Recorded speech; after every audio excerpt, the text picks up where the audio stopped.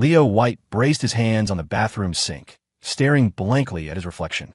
He'd splashed his face with cold water a dozen times, feeling the icy drops trace paths down his skin, but the reality was still sinking in. I'm back. I've been reborn. This wasn't 2022. It was 2004, the summer after he graduated high school. The faucet was on full blast, but the rushing water couldn't drown out the heavy sigh that escaped his lips. His gaze drifted from the mirror, and his brow furrowed as he looked at the girl lying on the hotel room's king-size bed. A person goes through a lot in life. Some things you forget as soon as they're over, but some things you remember forever. If things went according to the original script, her father would be kicking down the door any minute now. He'd burst in to find Leo with his daughter on the bed, looking like he was about to take advantage of her. If she were a willing participant, it might be explainable. He could have tearfully promised her dad, "Sir, I'll take responsibility for her." But she wasn't willing. Far from it. The only reason she was lying there so quietly, not crying or struggling, looking completely vulnerable, was because she'd been drugged. She couldn't fight back even if she wanted to. Of course, Leo wasn't the one who had drugged her, but nobody would ever believe that. Back then, in his original life, he'd been naive enough to think his big confession of love had finally won over the girl he'd worshipped for 3 years. He thought she'd gotten drunk at the post-graduation party just to give him a chance. Looking back, he couldn't believe how stupid he'd been. She'd rejected him so bluntly. Why would she suddenly do a 180 and throw herself at him? Leo walked slowly to the edge of the bed, his eyes fixed on the girl who had been the moon and stars of his entire high school existence. Chloe Jiang. There had been a time when he'd cherished their shy, awkward memories. Right now, her face was flushed, her delicate features a perfect composition on her heart-shaped face. Her hair was a mess, and her lips were slightly parted in a way that was undeniably alluring. Even as a man who had lived 2 lives, Leo had to admit she was breathtaking. But the obsessive adoration in his eyes was long gone. If it weren't for tonight, he thought, my life would have been so much better. I would have gone to college, maybe had a girlfriend or 2, gotten married, had kids. He shook his head, snapping back to the present. This was no time for regrets. Fate had given him a second chance, and he wasn't about to waste it by walking right back into the same trap, getting caught red-handed. Leo gently shook Chloe, but she showed no signs of waking. He grabbed a towel, soaked it with cold water from the sink, and wiped her face, but her eyes remained tightly shut. He could just leave, walk out, and save himself. But he knew that if he did, it would seal his fate. Too many people had seen him leave the party with Chloe. Leaving her here would be a confession of guilt.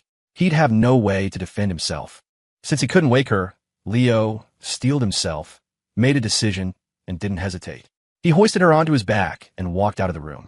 He didn't bother with the front desk to check out. He just walked straight out the door of the Starlight Inn and flagged down a taxi.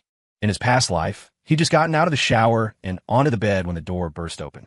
He never even had a chance to do anything before he was pinned down. Someone must have tipped her father off, sending him the address to make sure he arrived at the perfect time. Since this location was compromised, he had to get her somewhere safe, somewhere no one would know. He was willing to turn himself in later if he had to. He just couldn't let them catch him like this. Less than 5 minutes after Leo left, a black Cadillac Escalade screeched to a halt in front of the inn. A middle-aged man who bore a striking resemblance to Chloe jumped out, not even bothering to close the driver's side door as he stormed inside. The young woman at the front desk saw the fury in his eyes. Before she could even ask if she could help him, Ethan Jiang slammed his fist on the counter. "A student named Leo White. Did he check in here?" he roared. The receptionist flinched, intimidated by his explosive anger. She forgot all about professional conduct and just nodded. "Room 301. With that, Mr. Jiang ignored the elevator and bolted up the stairs. He didn't knock. He kicked the door clean open. Crack. The door flew inward and Mr.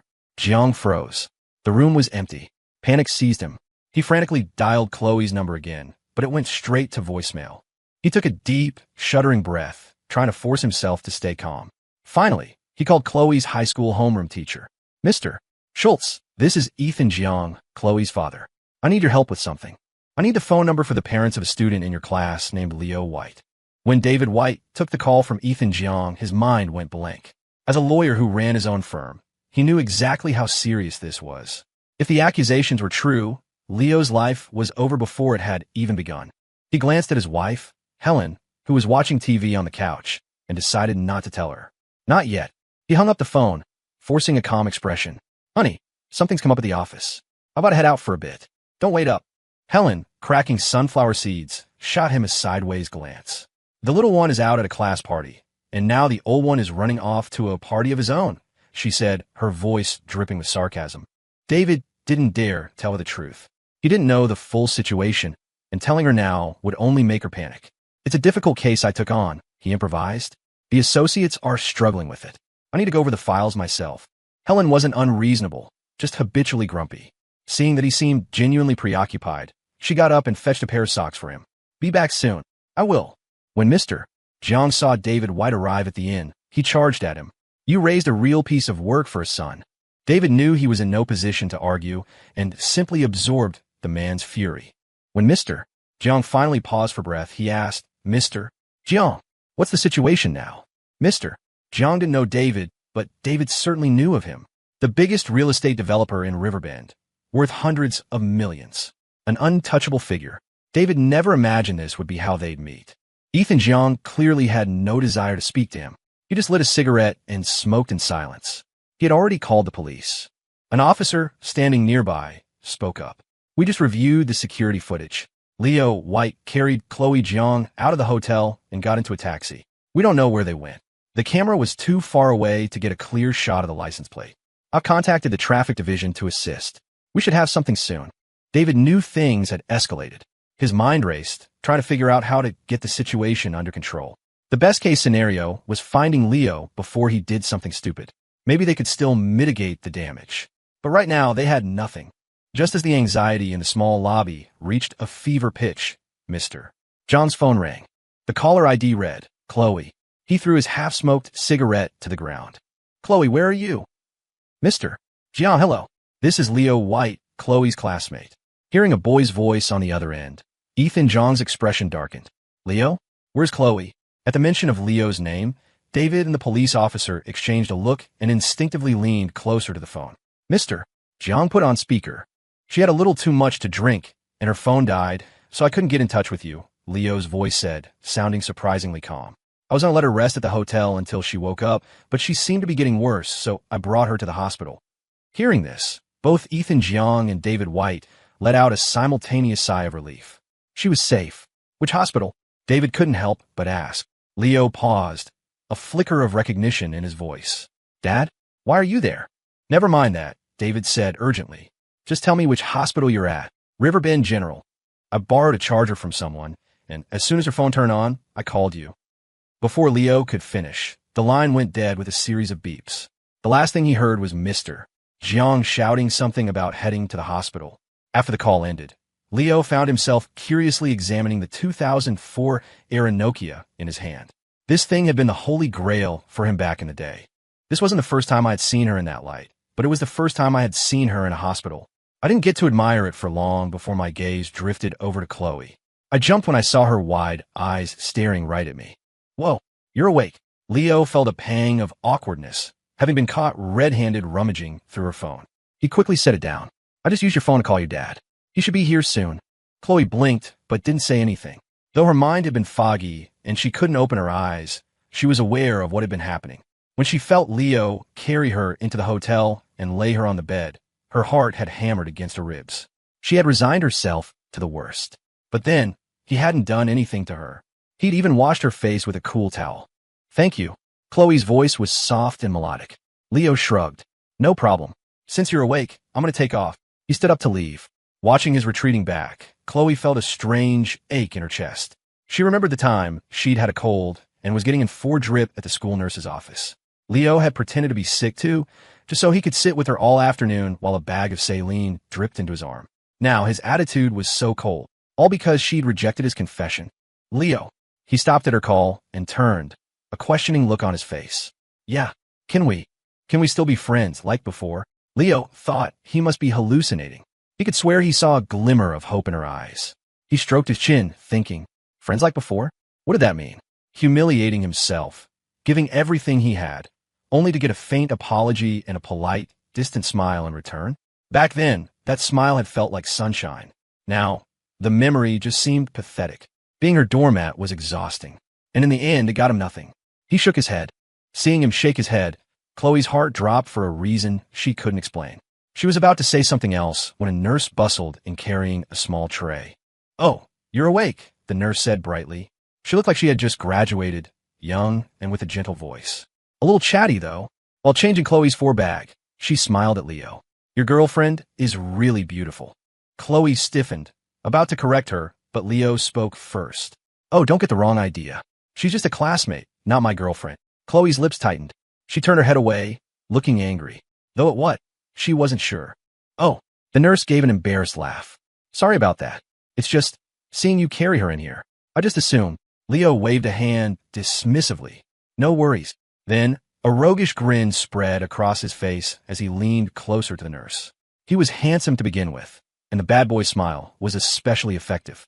The nurse, who seemed outgoing herself, didn't get angry when his shoulder brushed against hers. She just shot him a playful look. "I'll let you in on a little secret," he said conspiratorially, "about a thing for girls in scrubs, especially ones around 5'3". That way, I don't have to stand on my tiptoes."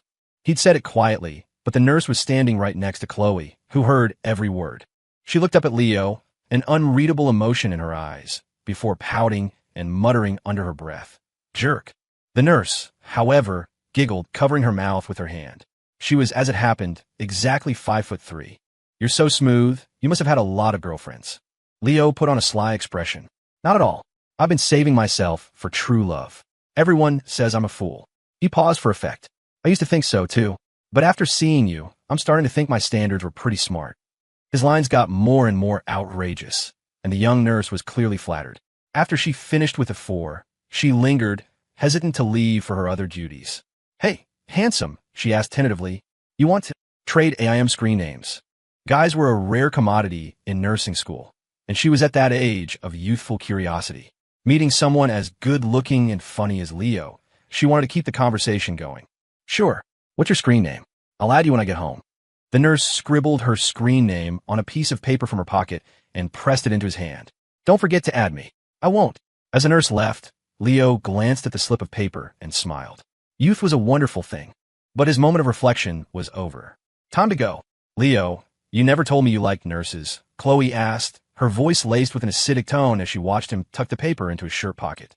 Leo just gave a nonchalant smile. "There's a lot you don't know about me. Get some rest. See ya." In his past life, this night had landed him in jail for a while. With a record, college was off the table. It became the biggest regret of his life. He had never blamed Chloe. In fact, he was grateful to her. If she hadn't signed the papers and convinced her family not to press charges, it would have been a lot more than just a few nights in a cell. But that was another life. Since nothing had happened this time, he was completely off the rails of his former destiny. It was time for a clean break. As he reached the door, he muttered quietly to himself, "On second thought, let's just never see each other again." Chloe heard him. Her eyes stung, and she didn't know why. The Leo she saw today had changed. He was so cold, she didn't even recognize him. Was it all just because she had rejected him? She couldn't figure it out. All she knew was that watching him flirt so easily with another girl made her feel sick. Leo didn't go far. He sat on the bench just outside the hospital entrance. His dad was with Mr. Jiang, so he had to wait for them. It wasn't out of some deep filial piety.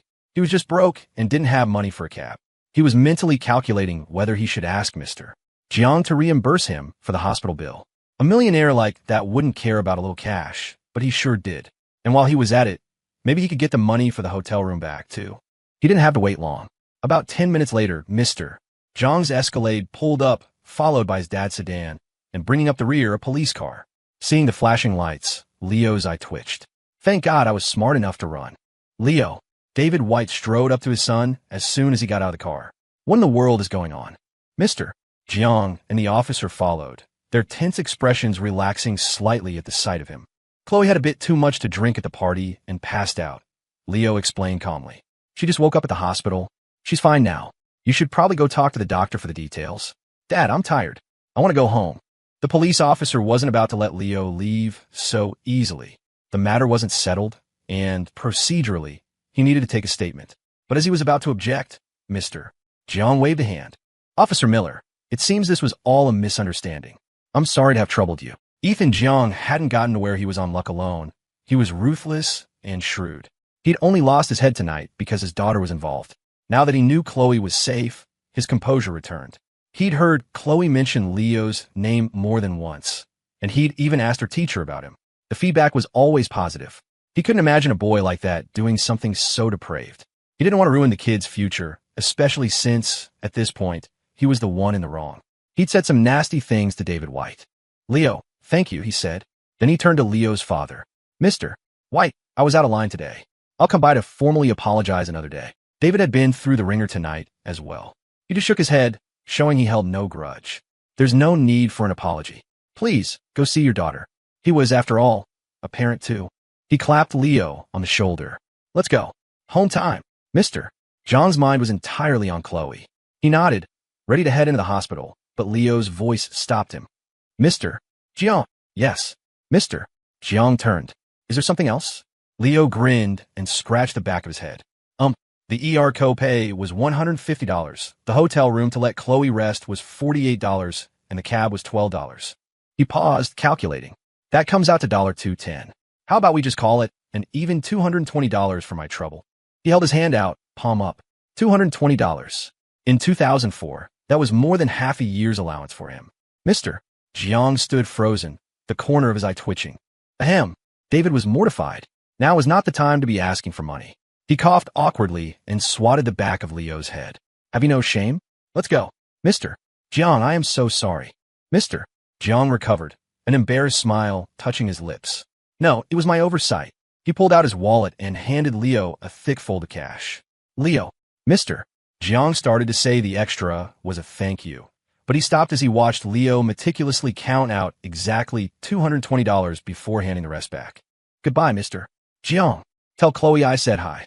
With that, he slung an arm around his dad's shoulders, and they walked off. "Dad, I know Mom keeps you on a tight leash. You want some smokes? Tell me what brand. I'll buy 'em for you." Ethan Jiang watched the father and son leave, his eyes following the car's taillights until they disappeared around the corner. "Mr. Jiang," Officer Miller said, holding out a piece of paper. "This is the lab report for your daughter. I think you should see it." The reason Mr.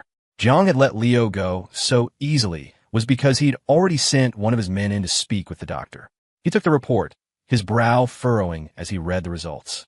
"Find out everywhere Chloe went tonight and who she was with," he ordered his subordinate, "and trace the number that sent me that text message." After giving his orders, Mr. Jiang took a deep breath, burying all his negative emotions.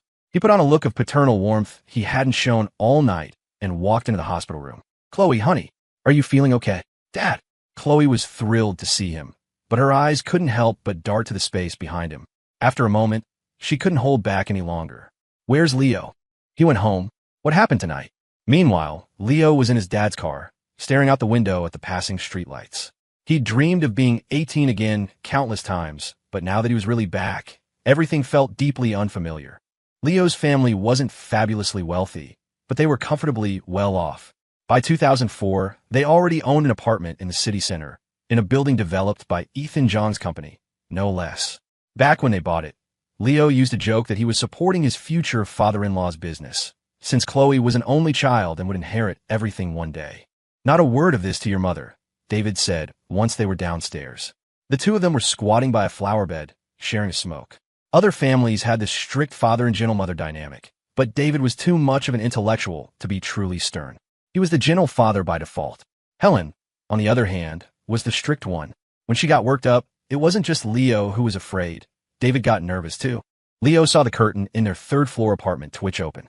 He quickly stubbed out his half-smoked cigarette and stood up, muttering dismissively, "I know, you worry too much." A grown man, scared of his wife. "You're going to be a laughingstock." David glanced at his son. He honestly couldn't figure out how he and Helen, two perfectly respectable people, had produced such a little punk. "You're not scared of your mom? Should I tell her you've picked up smoking?" Leo wagged a finger at him. "You're the one smoking, don't drag me into it." He lowered his voice. "And you're on your own, old man." He then yelled up at the window, "Mom, Dad's smoking again. He got smoke all over me." David froze, looking up just in time to see Helen glaring down at him, her head sticking out the window. Even on a warm June night, her stare was chilling. Leo was already gone, sprinting for the building entrance. He could faintly hear his dad behind him, yelling something about him being a little bastard. Back in the apartment, Leo plopped onto the sofa, grabbed an apple from the coffee table, wiped it on his shirt, and took a huge bite. Helen was still lecturing David about being a bad influence. Ultimately, it was his own dad, and Leo felt a pang of pity. "Mom, lay off Dad for a minute. He's just stressed about a case," he said, cutting her off. "I'm starving.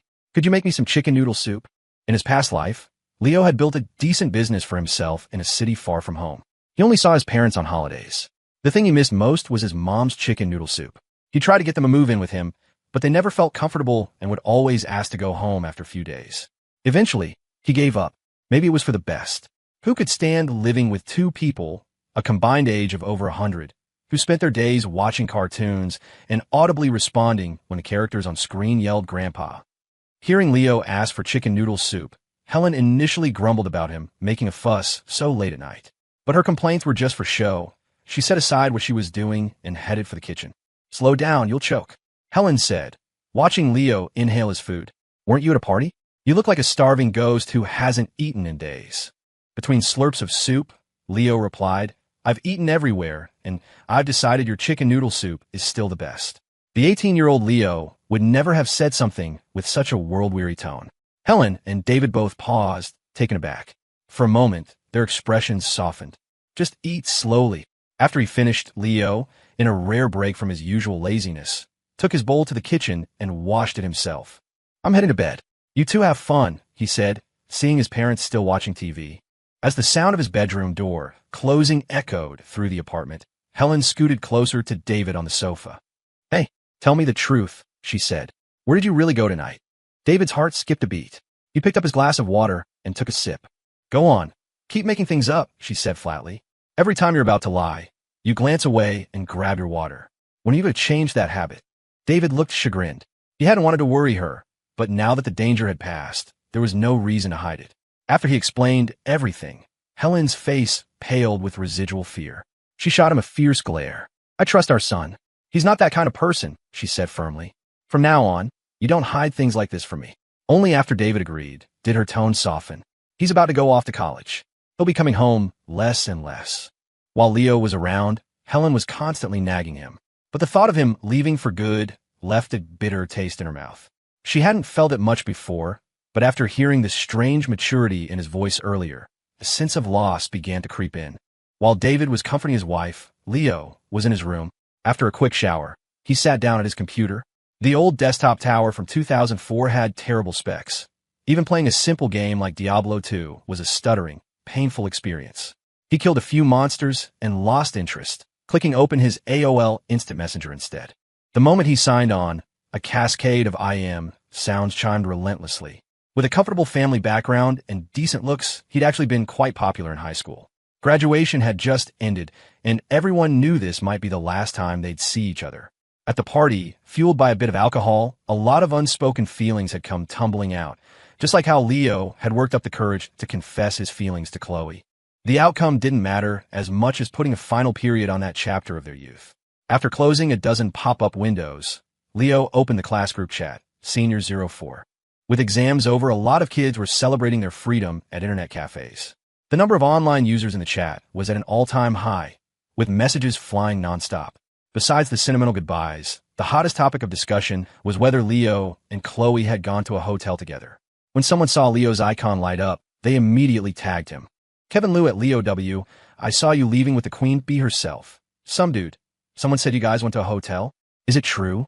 The once boisterous chat fell silent. Everyone was waiting for Leo's response. He didn't make them wait long. "Leo W. Some things are better left unsaid." Winky face. His reply was deliberately ambiguous, complete with a winking emoji. The second he hit send, the chat exploded. Rando guy 1. "Bro, where are you? I'm gonna kill you. My goddess and oh, my goddess. No, Kevin Lou dude. Details. Now." Leo grinned and typed a few more words. "Leo W. GG. Talk later." The chat went into a full-blown meltdown. But it didn't last long. "Chloe J. Thanks for the concern, everyone. I'm home now." Chloe must have gotten a call from a classmate about Leo spreading rumors. She'd logged on immediately to set the record straight. "Phew, I knew it. Chloe's way too good for him. Thank God. Leo W, get back here." Seeing the excitement die down, Leo was about to log off when he got a new message. It was a direct "I am" from Chloe. "Chloe J. Why would you say something like that in the group chat?" Chloe was always polite, even in her typing. This accusatory tone meant she was genuinely angry. And why wouldn't she be? A girl's reputation was a fragile thing. "Leo W. Say what? He typed back, feigning confusion. On the other side of the screen, Chloe was speechless. He hadn't actually said anything concrete, had he? She had been discharged from the hospital as soon as she felt better. Now she was in her room, curled up in her desk chair, hugging a SpongeBob SquarePants pillow. She typed and deleted several replies, sighing in frustration. Chloe J, NVM. And thanks again for tonight. She sent the message. Normally, Leo would have replied instantly. But this time, it was like her message had vanished into a black hole. Minutes passed with no response. Chloe J, you there? She couldn't wait any longer. She sent another message, but just as she hit enter, Leo's icon turned gray. He had signed off. Leo was still at his computer. He just set his status to invisible. The constant notifications were annoying. Just then, a new discussion started in the group chat. Someone was asking if people wanted to go on a trip for a few days. Leo wasn't interested. Most of these people were strangers to him now. He wouldn't even remember their names if he saw them. No point in tagging along. He glanced at the chat anyway. They were talking about going camping or something. Teenage boys and girls, hormones flying everywhere. The next day, the sun was high in the sky. The ringing of the landline in the living room finally stirred Leo from his sleep. He rubbed his eyes and looked around. Nothing had changed. He was really back. Hello? He mumbled into the receiver, yawning. What time is it, and you're still sleeping? It was his mom. She'd left for work early. I left some money on the table for you. Go get yourself some lunch. Leo noticed the $100 bill on his nightstand. When it came to money, his parents had never been stingy. Knock, knock, knock. Shortly after he hung up, someone was at the door. Who is it? Leo called out. He opened the door with a toothbrush still in his mouth, his face covered in foam, and froze. Standing in the doorway was Chloe Jiang. She wore a simple white sundress that ended just above her knees, revealing her long, fair legs. Her hands were clasped behind her back as she stood there, looking shyly past him into the apartment. Are your parents home? They're at work. What's up? Leo was still brushing his teeth, his words muffled. Leo, it's almost noon, and you're just now brushing your teeth? There were two other people with Chloe, a boy and a girl. Leo couldn't recall the girl's name, though she looked familiar. But the boy who spoke, he remembered him, Kevin Liu, the class president, and one of Chloe's most dedicated admirers. If you're just here to check on my dental hygiene, I'm closing the door, Leo said, his expression making it clear he wasn't joking. The three of them seemed to believe him. The other girl, who had straight-cut bangs and a gentle demeanor, quickly stepped in to smooth things over. We're going to visit Mr. Schultz today. We were passing by, and Chloe thought we should invite you along. Do you want to come? Her voice was soft and sweet, and her smile revealed two cute dimples. Leo finally remembered her name, Sophia Sue, this year's city valedictorian, the only one from their school who got into Stanford. Old man Schultz, huh? Leo thought for a moment, then nodded. Wait for me. For anything else, Leo would have probably made up an excuse. Compared to wasting his youth with them, he'd rather be figuring out how to make some money for college. He knew all too well how much more fun college was with a full wallet. But to see Mr. Schultz, he could spare some time for that. Leo, what was your problem last night? Spreading rumors in the chat. On the way, Kevin Liu kept picking at him, trying to show off for Chloe. Just because Chloe turned you down, you had to go and slander her reputation? Hearing Kevin bring up last night, Sophia also cast a curious glance his way. She and Chloe were good friends, and she'd been the one to call Chloe after seeing the chat. She'd asked what happened, but Chloe had been evasive. Spreading rumors? Leo asked innocently, a cocky smirk on his face. What did I say? You said. Kevin started, but Chloe cut him off. That's enough. There's a fruit stand over there. Let's go buy something for Mr. Schultz, she said, her face flushing as she walked away. How could she possibly explain what happened last night? Tell them Leo put her on a bed and then did absolutely nothing? Chloe, wait for me. Kevin shot Leo a glare and hurried after her. Sophia, however, looked thoughtful. Chloe's reaction. It didn't seem like nothing had happened. Could it be that they really... She glanced at Leo again, only to see he had a cigarette dangling from his lips. Just as he was about to light it, he caught her gaze. You mind? When Sophia shook her head with a small smile, Leo lit the cigarette. In his past life, he'd picked up smoking after getting out of jail. After more than a decade, the addiction was deeply ingrained. Being reborn hadn't changed that. Chloe and her loyal puppy Kevin were busy at the fruit stand. Leo walked slowly, smoking, with Sophia walking quietly beside him. Leo, what else do you think we should get? After a while, Chloe turned back, having not heard his voice. That's when she saw him smoking. Her brow furrowed. She didn't know why, but seeing him like that made her angry. She was about to demand to know why he was smoking, but the words died in her throat. She had no right to question him. She could only let out a soft sigh. Smoking is bad for you. Kevin saw it too and assumed Leo was trying to look cool and rebellious for Chloe. Leo, man, I know Chloe rejected you, but you can't just throw your life away, he said with theatrical concern. Smoking won't change anything. College is waiting for you, a whole new life. Though he tried to look pained and sympathetic, he couldn't hide the glee in his heart. Everyone knew Chloe hated guys who smoked. Though he tried to look pained and sympathetic, he couldn't hide the glee in his heart. Everyone knew Chloe hated guys who smoked. Leo looked at him like he was an idiot and muttered, "None of your business." Kevin froze, his face turning beet red. In school, they had traded plenty of barbs, but they'd always kept it civil.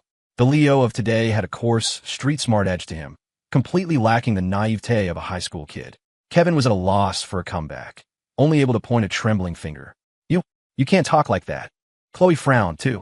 Not because of what Leo said, but because since last night, he had changed. He felt like a total stranger. Not the Leo she knew at all. Was it really like they said? If you get rejected, you can't even be friends anymore? The thought made her chest tighten again.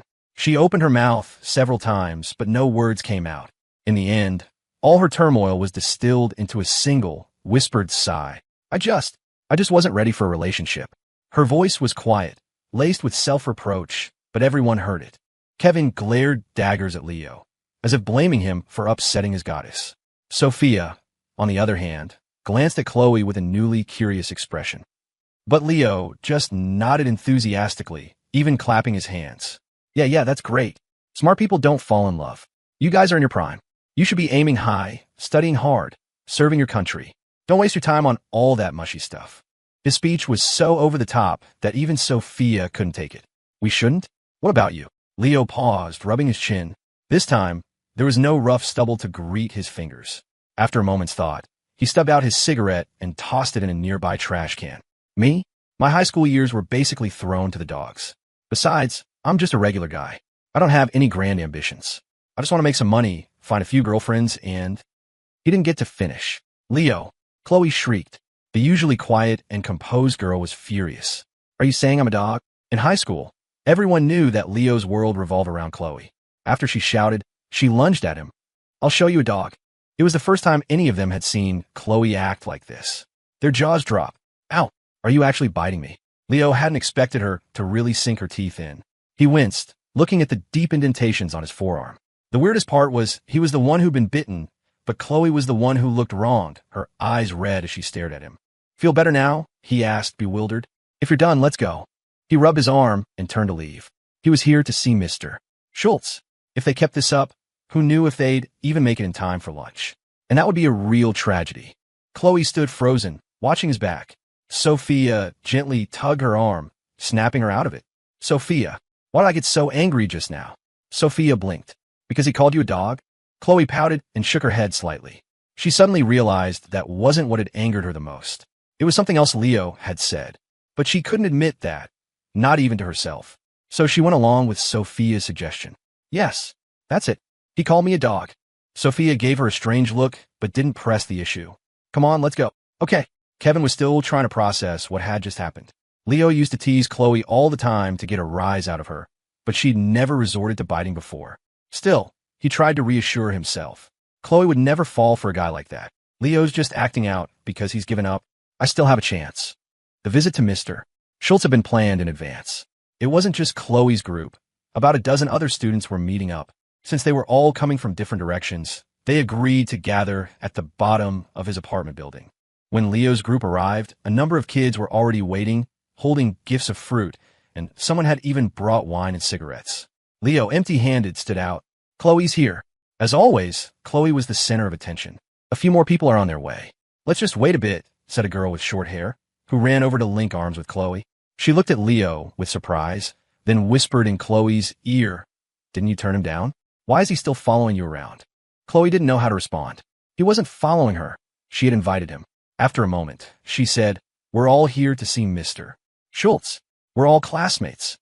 The girl, whose name was Hannah, assumed Leo was just being persistent and that Chloe was making an excuse. She gave Chloe a look that said, I understand. Who visits a teacher empty-handed? It's obvious he's just here to chase after you. Chloe glanced at Leo. On the way over, she had suggested he buy a small gift, but he had dismissed the idea. At first, She thought he didn't have any money and quietly offered to buy something for him, but he refused. His reasoning was that Mr. Schultz wouldn't want to accept gifts bought with their parents' money before they were financially independent. The more expensive the gift, the less happy he'd be. Just wait, he'd said. You're all going to get an earful. There was a reason Mr. Schultz was so beloved by his students. He was a man of simple integrity, a classroom, a piece of chalk, and a profound dedication to his work. In his later life, Leo would meet many people, but none as pure as Mr. Schultz. It was a shame. Heaven is jealous of heroic talents. He passed away from lung cancer before he even turned 60. It was only at the funeral that Leo learned from his family that Mr. Schultz's lungs were already in bad shape back when he was their homeroom teacher. He just never told anyone. Back in 2004, most schools didn't use dustless chalk, and Mr. Schultz's smoking habit only made his condition worse. Everyone's here. Let's go up. After 10 more minutes, the group was assembled, and they trooped into the building. Mr. Schultz lived in a teacher's apartment complex built in the 80s. After decades of exposure to the elements, it was looking a bit worn. The stairwell was narrow and dim, feeling crowded with more than a dozen teenagers. Mr. Schultz wasn't expecting them. When his wife opened the door and saw the crowd of students, she was overjoyed. Come in, come in. Honey, look, your students are here to see you. Mrs. Schultz, where should we put the fruit? A student asked with a smile. If you bring things next time, I'm not opening the door. Mr. Schultz's voice drifted from inside. You're taking all of this with you when you leave. Get to your parents. The noisy living room instantly fell silent. Even after graduation, Mr. Schultz's authority remained potent. He was just over 50, with streaks of white in his hair, but his posture was as straight as a ruler. As everyone stood there awkwardly, not knowing what to say, Leo's voice cut through the silence. Mr. Schultz, these gifts are for you. You should keep them. This broke the tension, and the chatter resumed. Mr. Schultz was strict, but the look he gave his students was incredibly warm. On this matter, however, he was not going to yield. There's so much here, I couldn't eat it all if I tried. It'll just go bad. I appreciate the thought. While Mr. Schultz was speaking, Leo reached into a fruit basket, pulled out a banana, and started peeling it. He hadn't had breakfast and was genuinely hungry. Leo, that's for our teacher. Kevin, who was already annoyed with Leo, was incensed to see him stealing food. His shout drew everyone's attention. The recent graduates, still full of their own black and white sense of justice, turned on Leo. You didn't bring anything yourself, and now you're eating the fruit we brought for Mr. Schultz. Seriously, no wonder Chloe doesn't like you. How could you do that? Leo, completely unashamed, continued to eat his banana. The man said he can't eat it all. As his students, it's our duty to help him out. Hannah, the short-haired girl, had never seen anyone so shameless. I have never met anyone with such a thick skin. Ahem. Mr. Schultz cleared his throat, and the room fell silent again, though they all continued to glare at Leo. It's one thing not to bring a gift, but to help yourself to ours. Honey, Mr. Schultz said to his wife, why don't you wash some of this fruit for the kids? Hearing this, Leo just shrugged at Kevin and the others. See? He accepted it. Mr. Schultz gave Leo a pointed look. He'd always had a good impression of Leo. His grades weren't exceptional, but he never caused trouble in class and often helped out. He'd heard that Leo had a reputation outside of school, too. Apparently, if any of their classmates got into trouble, just dropping Leo's name was enough to scare people off. After speaking, Mr. Schultz instinctively reached for a cigarette. Just as he was about to light it, he remembered the students were there and put it away. But Leo spoke up again. Mr. Schultz, smoking is bad for your health. You should probably stop. Mr. Schultz was stunned. Since when did students dare to lecture him?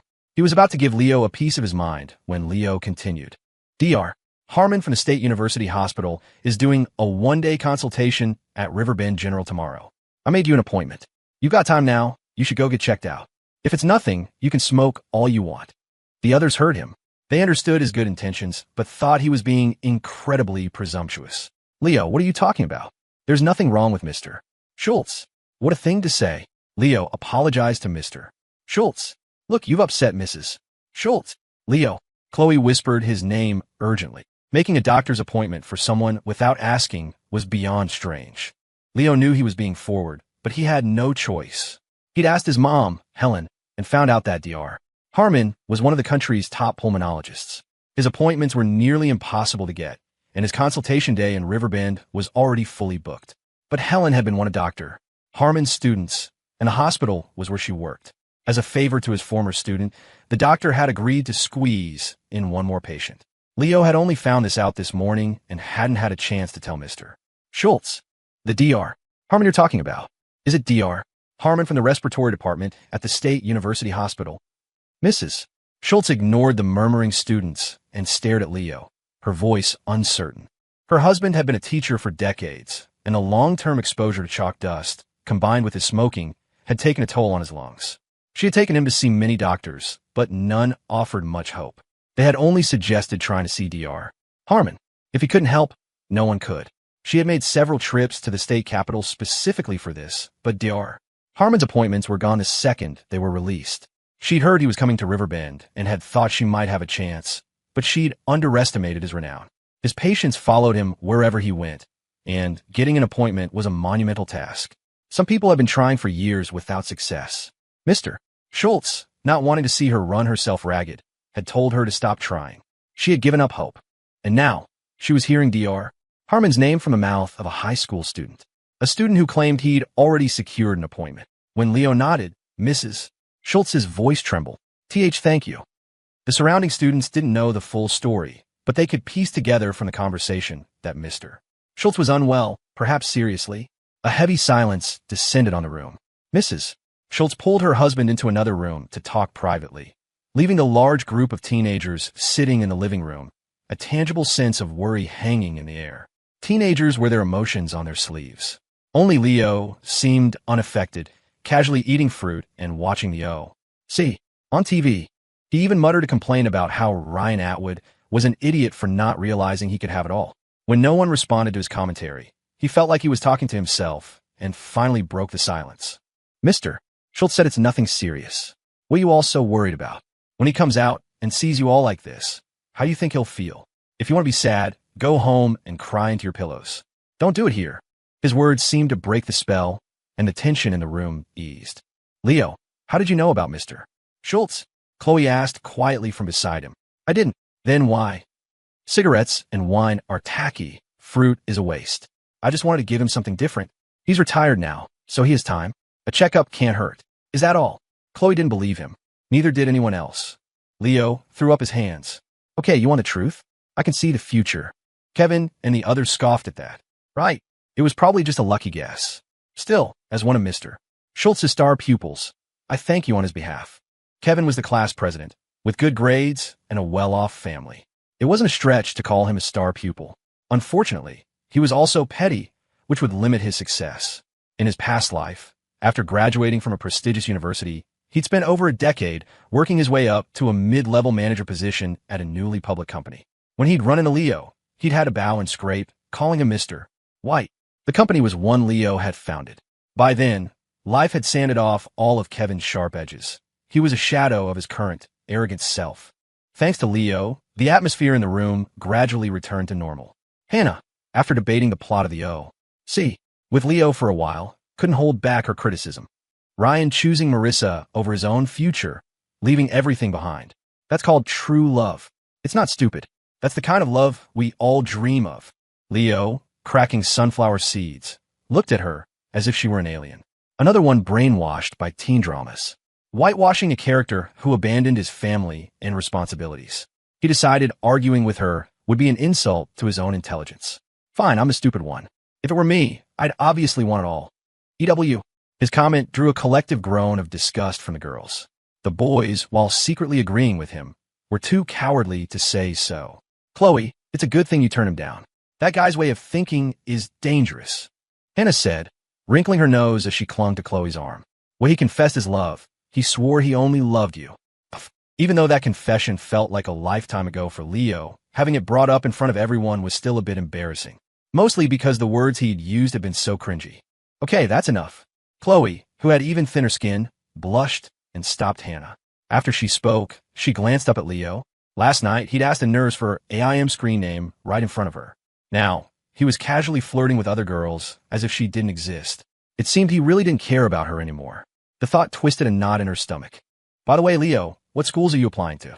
Sophia, who was sitting next to him, asked, seemingly just to make conversation. Chloe, hearing the question, subconsciously stopped what she was doing.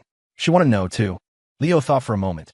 My mom wants me to go into medicine or education, get a stable job. My dad wants me to go for engineering. But my ideas are a little different. The majors his parents suggested were popular choices for that era, and most of the students in the room would probably choose something similar. That Leo had his own ideas piqued Sophia's interest. Oh, and what are your ideas? Leo adopted a serious expression, and everyone leaned in, expecting some profound insight. Instead, he started counting on his fingers. Engineering school is a total sausage fest. A recipe for dying alone. Definitely not for me. Hearing this, some of the others rolled their eyes, but didn't interrupt. Education has more girls, but being a teacher is too boring. I'm too wild. I'd be a terrible influence on kids. Kevin nodded in agreement. At least you're self-aware. Sophia giggled. What about pre-med? There are plenty of girls there. Leo shook his head grimly. No way. Having a doctor for a girlfriend would be terrifying. If you piss her off, she could stab you dozens of times, expertly avoiding every vital organ. You'd be in agony, but it would legally just be considered minor assault. She'd be free to do it again next time. You're exaggerating, Sophia said, her eyes crinkling as she laughed. Other people chose their majors based on career prospects. Leo chose his based on dating prospects. Following your logic, let me guess. You're thinking of business school? Lots of smart, pretty girls, not too rigid, and good career potential.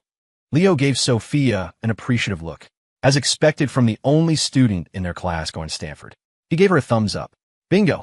No way. Sophia actually guessed it. The others were stunned. That was his reasoning? In his past life, Leo hadn't gone to college. After starting his business, he had paid for expensive business school courses to keep up. Reborn, he had no intention of wasting his life. At the very least, he would build an empire as big as his last one. Business school was the obvious choice. The schedule was flexible, there were no tedious lab requirements, and there were ample grants for entrepreneurs and plenty of talent. There was one more key reason he didn't mention. His grades were just good enough to get into the business school at the state university in neighboring Oregon. The top-tier engineering and law programs were out of his reach. But he'd keep that detail to himself. All right, I've taken up enough of everyone's time, Mr. and Mrs. Schultz announced as they came out of the bedroom. The apartment is too small for a meal. My treat, let's go out to eat. Phew. Leo let out a sigh of relief. Finally, food. I'm starving. Didn't even have breakfast. Serve you right for sleeping in so late, Chloe snapped. Leo glanced at her. Maybe it was his imagination, but her tone sounded almost resentful. Mr. Schultz led them to a restaurant downstairs and passed the menus to the students, letting them order. After a lot of polite deferring, Leo, unable to stand it any longer, took a menu. Mr. Schultz's salary wasn't high, but he could afford a meal for them. Besides, the class had done exceptionally well on their final exams, and he was due for a handsome bonus. Spicy beef soup, steamed sea bass, sweet and sour pork. Leo, are you sure you can eat all that? Hannah, sitting across from Chloe and Leo, couldn't help but comment as he rattled off a dozen dishes. If I can't finish it, I'll take it home for dinner. Is that okay with you? He retorted. Okay, that should be good for now. He handed the menu back to the waitress. With that done, Leo looked around. Everyone was laughing and chatting, but their joy felt distant. They were all talking about F4, Meteor Garden, and other teen dramas he had no interest in. For a moment, he felt a pang of nostalgia for 2022. At a gathering then, everyone would just be on their phones, and they'd all leave as soon as the food was gone. If you were feeling adventurous, you might go to a karaoke bar afterward, maybe find some cheap romance for a few $100. This kind of gathering felt so restrained. Chloe was quiet too. Hannah noticed her friend's mood and nudged her under the table. Chloe, what's wrong? You've been down ever since we left the teacher's house. Chloe pouted, glanced at Leo, then looked down at her lap. It's nothing. In the past, Leo would have fought to sit next to her at any meal. Today, he was actively avoiding her. Not just now, but at Mr. Schultz's house too. Hannah, oblivious to Chloe's inner turmoil, just poured her a glass of water and patted her back in silent comfort. Leo, you're gonna bankrupt Mr. Schultz, someone joked, looking at the feast spread across the table. This one meal is probably his entire month's allowance. Mr. and Mrs. Schultz sitting together just smiled. They were frugal, but they were always generous with their students. The fact that these kids still thought to visit them after graduation was precious enough. A meal was nothing. It's fine. Eat as much as you like, Mrs. Schultz said, her happiness evident. If you want anything else, just order it. See? Mrs. Schultz isn't worried. So why are you all? Leo muttered, before helping himself to a large piece of sea bass. Everyone did great on their exams this year, he said after a bite. We might even have the city valedictorian in our class. Mr. Schultz's bonus is going to be huge. Don't hold back on his account. After the exams, everyone had a pretty good idea of how they did. Hearing Leo's justification, they dug in without further hesitation. Kevin, sitting near Chloe, was pleased that Leo hadn't shamelessly planted himself next to her. His attitude toward Leo had softened slightly. "Hey Leo," he said while eating, "if the valedictorian really is from our class, who do you think it is?" His own grades were excellent, always near the top of the class. If the valedictorian did come from their class, he was a strong contender. He was fishing for a compliment. Leo knew exactly what he was doing. He shot him a disdainful look and said slowly, "Don't worry. It's definitely not you." Leo only remembered that their class's scores had been record-breaking for the school. The honor rolls had been plastered all over town, and on the day the scores were released, fireworks had gone off for hours. He didn't remember individual scores, but he remembered who the valedictorian was. Then who is it?" Kevin asked, unconvinced.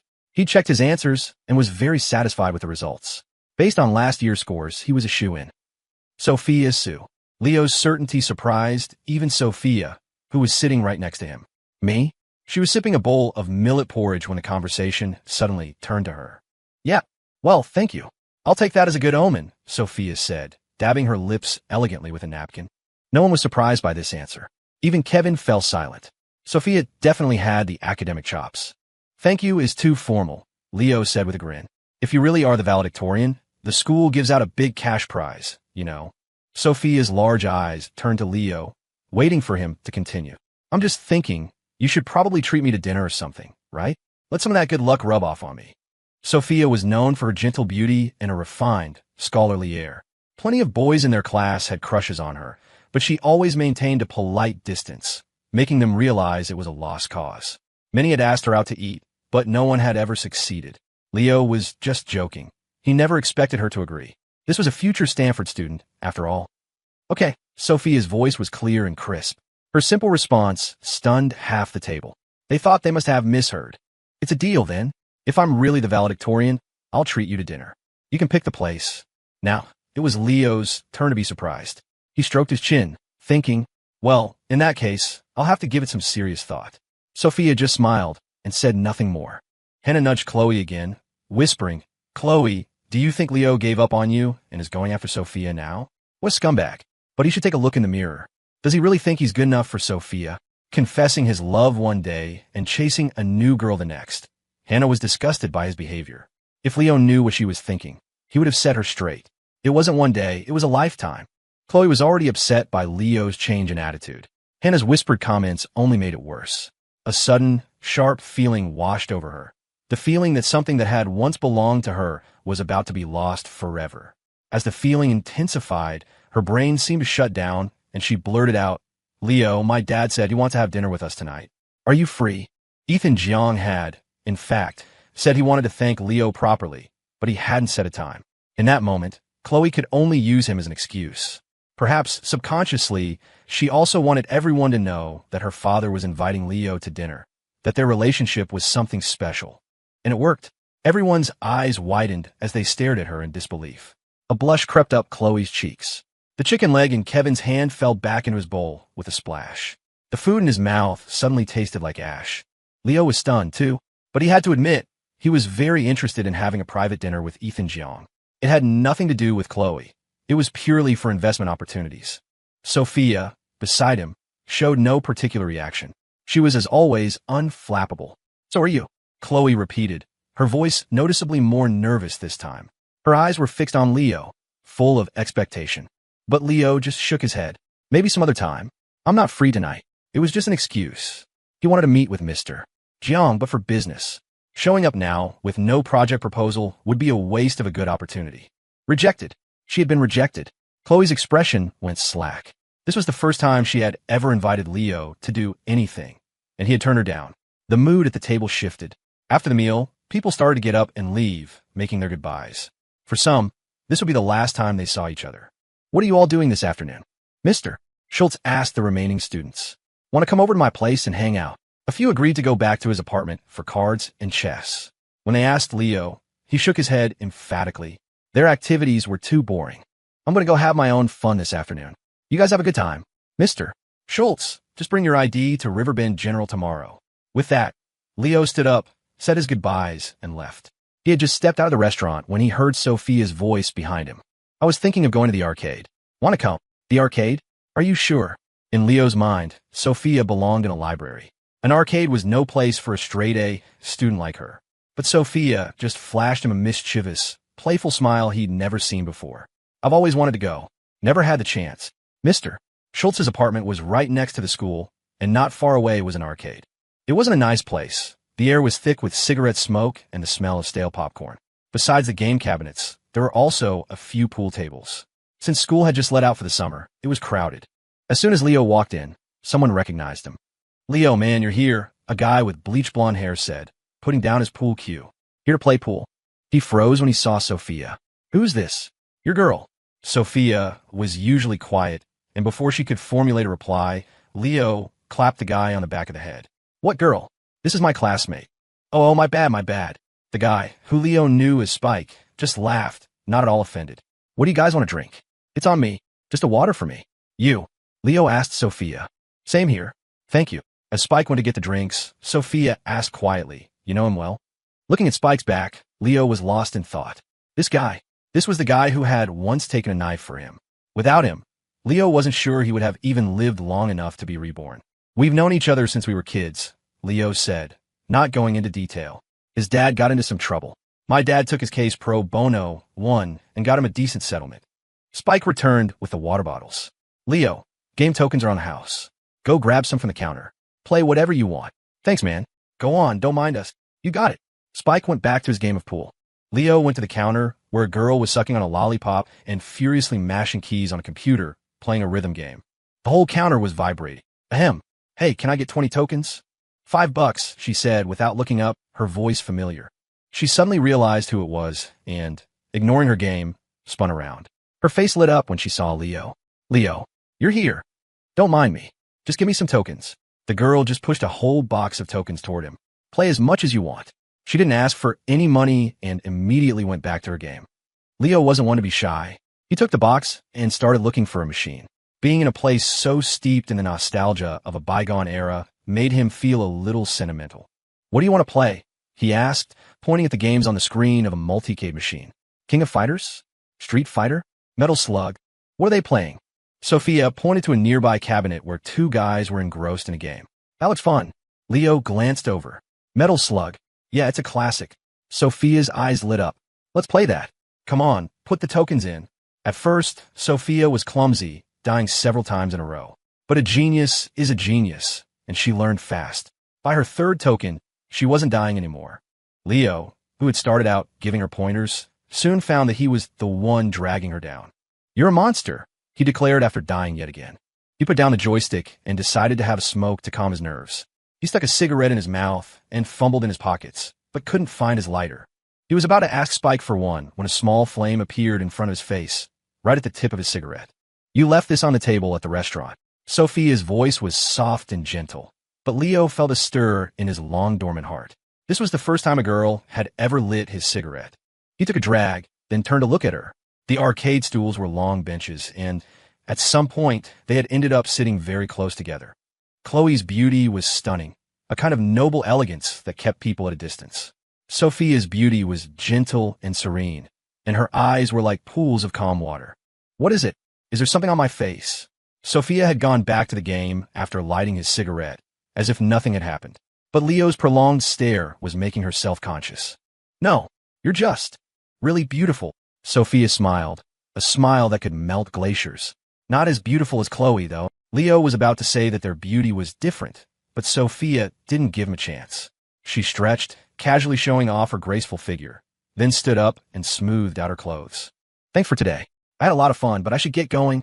See you next time." And with that, she walked away with her hands behind her back, almost skipping without giving him a chance to reply.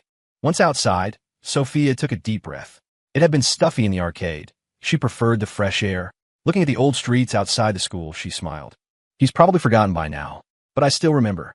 But I guess I won't be coming back here again." Leo appeared behind her, his voice breaking the spell. "Even if you go to another city, you can still come back if you want." "You're done playing?" was Sophia's first reaction. Leo threw up his hands. I'm too terrible. It's no fun. Eh. Sophia didn't argue, just giggled, covering her mouth with her hand, completely ignoring Leo's dark expression. Leo, do you have time to walk me home? She asked tentatively after she had composed herself. Sure. Sophia's house wasn't far from the school, only about a 20-minute walk. They didn't talk much, just made small talk along the way. Are you really so sure I'm the city valedictorian? All along the walk, Leo had been insisting that he was definitely getting that free dinner, which made Sophia curious. She knew she'd done well, but she wasn't so confident as to assume she was number one. Let's just say I have my ways of knowing things. Then tell me this. If I am the valedictorian, do you think I could get into Stanford? Stanford only accepted a limited number of students from their state. Sometimes even the city valedictorian didn't make the cut. Getting into Stanford was her dream. Just put it as your first choice. I guarantee your name will be on their acceptance list. Okay, Sophia nodded. If you're right, I'll treat you to anything you want. You got a deal. I do. All right, thanks for walking me home. I'm back. See you. See ya. At the bottom of her apartment building, Sophia said her goodbyes and went up without a single look back. Leo watched her disappear up the stairs before turning to leave. He didn't know that as soon as Sophia got home, she went straight to her window and watched until he was out of sight. Then, she sat down at her computer, opened her live journal, and wrote her first ever public post. What I miss most is the morning sun streaming through the window, falling on you. I watched for 3 years, and I loved for 3 years. Leo was long past the age of falling in love over a single touching moment. After walking Sophia home, he went home too. Right now, Sophia was still too far out of his league. In college, she'd be in California, and he'd be in Oregon. Their paths weren't meant to cross again. Long-distance relationships were never in his plans. He didn't know if distance made the heart grow fonder, but he was certain it made it easier to cheat. He didn't distrust others. He distrusted himself. He couldn't guarantee he'd stay faithful to anyone at his age. Not for Chloe, and not for Sophia. You're back. Helen had dinner ready and was waiting for him. Wash your hands. It's time to eat. Oh, by the way, Chloe called a few times. You should call her back, in case it's something important. And my day off is the day after tomorrow. Let's go to the store and get you a cell phone. You're going to be a college student soon. It'll be more convenient. In 2004, a cell phone was a luxury item, costing hundreds of dollars.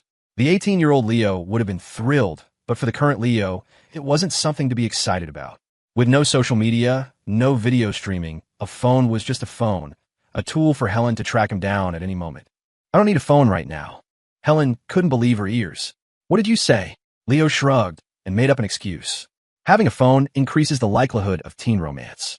You don't want to be a grandmother at your age, do you? Helen froze, clearly conflicted. After a long moment, she said through gritted teeth, if I ever find out you've been messing with some poor girl, I'll break your legs. She then added, but you still need a phone. Otherwise, when you're at college, I won't hear from you for days. Who knows what you'll be up to? I'm not at college yet, Leo said calmly, cutting her off before she could continue. I'll buy my own phone.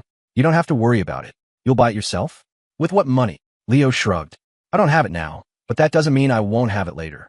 Just don't worry about it. To be honest, using your money at this point feels kind of embarrassing. He was a reincarnator, for God's sake. In the novels, people like him were already driving luxury cars and buying mansions. And here he was, still mooching off his parents. It was a little pathetic. Helen fell silent, putting down her chopsticks to study him. They always said that once kids go to college, they only remember they have parents when they need money. What did he mean? He wasn't going to use their money anymore. Though Helen worked hard to maintain her image as the strict mother, she had never once laid a hand on Leo. The thought that the child she had raised with her own 2 hands was now saying he didn't need her anymore sent a wave of unprecedented loss crashing over her. Leo, she said, her voice chillingly cold. What? Is your father having an affair? Leo was completely lost. What? Dad's not that kind of person. Are you sure you're not mistaken? Helen looked at him with mournful eyes. Then why don't you want me as your mother anymore? Leo finally understood. Sometimes being needed by their children was a form of self-fulfillment for parents. His declaration of financial independence had been misinterpreted. Mom, eat your vegetables. And stop overthinking things, he said, quickly piling food into her bowl. I just want to try starting a small business. It doesn't mean I'm disowning you. Hearing this, Helen let out a sigh of relief, but then the nagging started again. You should be having fun during the summer, and then studying hard in college. Don't get caught up in these get-rich-quick schemes. It would be nice if you found a girlfriend in college, though. By the way, what's really going on with you and Chloe? As her lecture veered further and further off topic, Leo, while still eating, said weakly, maybe you should be more concerned about whether Dad is having an affair. Look how late he is. He's definitely up to no good. Helen knew he was just trying to shut her up. She shot him a glare. Oh, shut up. The second I get serious, you start changing the subject. And you want to start a business? You'll probably get scammed and end up thanking the person who took your money. Leo wiped his mouth, completely unfazed. That's fine. If I fail, you guys can support me. I'll just be a freeloader. Helen was about to retort when the phone rang. Go get it. It's probably Chloe. She's a nice girl. You should invite her over sometime. Leo wiped his mouth and gave her a sly look. You and Dad are never home. Are you sure you want me to bring her over to an empty house? Helen was speechless with fury, but Leo didn't give her a chance to reply. He vaulted over the sofa and picked up the receiver. Hello, who is this? Leo, where were you this afternoon? Someone had told Chloe they'd seen Leo leave with Sophia. She hadn't believed it at first. In her mind, the two of them didn't even travel in the same circles. But when Leo didn't answer her calls and Sophia's parents said she wasn't home yet, she had started to panic. She couldn't explain why, but she was terrified that Leo and Sophia were really together. This afternoon, I was at the arcade. Hearing he was at the arcade, Chloe felt a strange sense of relief. Leo had no reason to lie to her. If he was at the arcade, he definitely wasn't with Sophia. Sophia would never go to a place like that. You have a computer at home. Why would you go to an arcade? Those places are so sketchy. You should stay away from there. Though she meant well, her tone was grating. But what did it matter to him? Thanks for the advice. Is there anything else? If not, I'm going to go. Leo's coldness caught Chloe completely off guard. He used to stay on the phone with her for half an hour at a time. After a long silence, Chloe asked in a small voice, Leo, can we go back to how things were before? Before? Before. I was immature and I bothered you. I'm sorry about that. The high school crush, the unobtainable girl, that's all she was. Leo had never blamed Chloe for the disaster of his past life. She was a victim, too. But after that night, it was as if Leo had grown up overnight. He was no longer the little puppy who followed her around, trying to win her affection. Come to think of it, he still didn't even know who had set him up. He tried to investigate back then, but he had no power or influence, and it had led nowhere. In this life, he wasn't going to let it go. After Leo spoke, a long silence stretched on the other end of the line. He didn't wait any longer. Just as he was hanging up, he thought he heard the sound of sob, but the line was already dead. Probably just imagined it, he muttered to himself, shaking his head. Why would she be crying? Mom, what's Dad so busy with? It's getting late, Leo said, leaning against the sofa and glancing at the clock. It was already past 9. Aren't you worried? He called his father around 8, but David had just said he was busy and hung up. Even though his dad's business was doing well, he always put his family first. It was rare for him to be home this late. Your uncle ran into some trouble. He asked your father to help him handle it. It might be a while. Uncle Rick. The name conjured an image in Leo's mind. A big, burly man with a buzz cut and a gold chain, a bit of a paunch straining his polo shirt. He'd been pretty well off once, but his fortunes had declined over the years. Leo couldn't recall many of his uncle's virtues, but he remembered one thing vividly. The man absolutely doted on him. Even when Leo was in his 30s, Uncle Rick would still slip him a crisp bill and a card for Christmas, even if he barely had 2 dimes to rub together himself. Come to think of it, his uncle's business started going downhill right after Leo got out of juvie. That meant it was all happening right now. What's wrong with Uncle Rick? An uncharacteristic gravity settled on Helen's face, but she clearly didn't want Leo to worry. It's nothing major, she said evasively. Your dad's helping him sort out. Right? Leo scoffed. He knew his mom wasn't going to tell him anything more. With a huff, he turned and went back to his room. Back in 2000, his uncle had opened a garment factory, and business had been booming. In just a few years, he'd made a small fortune and doubled the size of the factory floor. By all accounts, things should have kept getting better. But in 2004, while Leo was locked up, something happened that led directly to his bankruptcy. Leo had asked about it many times, but no one ever gave him the full story. In their eyes, he was still just a kid who shouldn't have to deal with such troubles. Leo knew he couldn't help much right now anyway. Better to wait until morning and try to get the details then. There was still a little time between the incident and the final collapse. He could still catch it. Life in 2004 was a little dull at night. No streaming services with endless shows, no League of Legends to rage over. Leo booted up his computer, bored, and finally clicked open his live journal. It was a chaotic mess of emo kids posting angsty, overwrought poetry in L33 speak, paired with flashing, black and white filtered photos they thought were the epitome of cool. But amidst the digital noise, he spotted a breath of fresh air. A post with simple, elegant text that stood out. Leave it to the brainiac to make a status update sounds so poetic. The post was from Sophia Sue, and it already had a ton of comments. Someone had asked if she was in love with the sunshine, or the boy standing in it. Sophia hadn't replied. Others marveled that the class genius had a secret crush, speculating wildly about who could have possibly captured her heart. But no matter who asked, Sophia stayed silent. Among the dozens of comments, Leo was shocked to see his own name. You don't think it's Leo, do you? The replies to that comment were a unanimous chorus of no way. The screen name of the original commenter looked familiar, but Leo couldn't place it. A wicked impulse took over. He copied the sentence and pasted it as his own comment. You don't think it's Leo, do you? He didn't expect a reply. After posting, he clicked open the class AIM group chat. Kevin Liu was trying to organize a camping trip to a state park not far from Riverbend. You could see the sunrise and sunset, and at night the sky was full of stars. Someone even said there were fireflies. A lot of people were excited and immediately signed up. Others were on the fence, waiting to see if a certain someone was going. Without her, even the most beautiful scenery would feel a little empty. Chloe John, you going? Someone typed in the chat. Her buddy icon was active, showing she was online. It was only then that Leo realized who had commented on Sophia's live journal. No wonder the screen name had looked so familiar. Chloe didn't respond in the group chat. Instead, a new IM window popped up on his screen.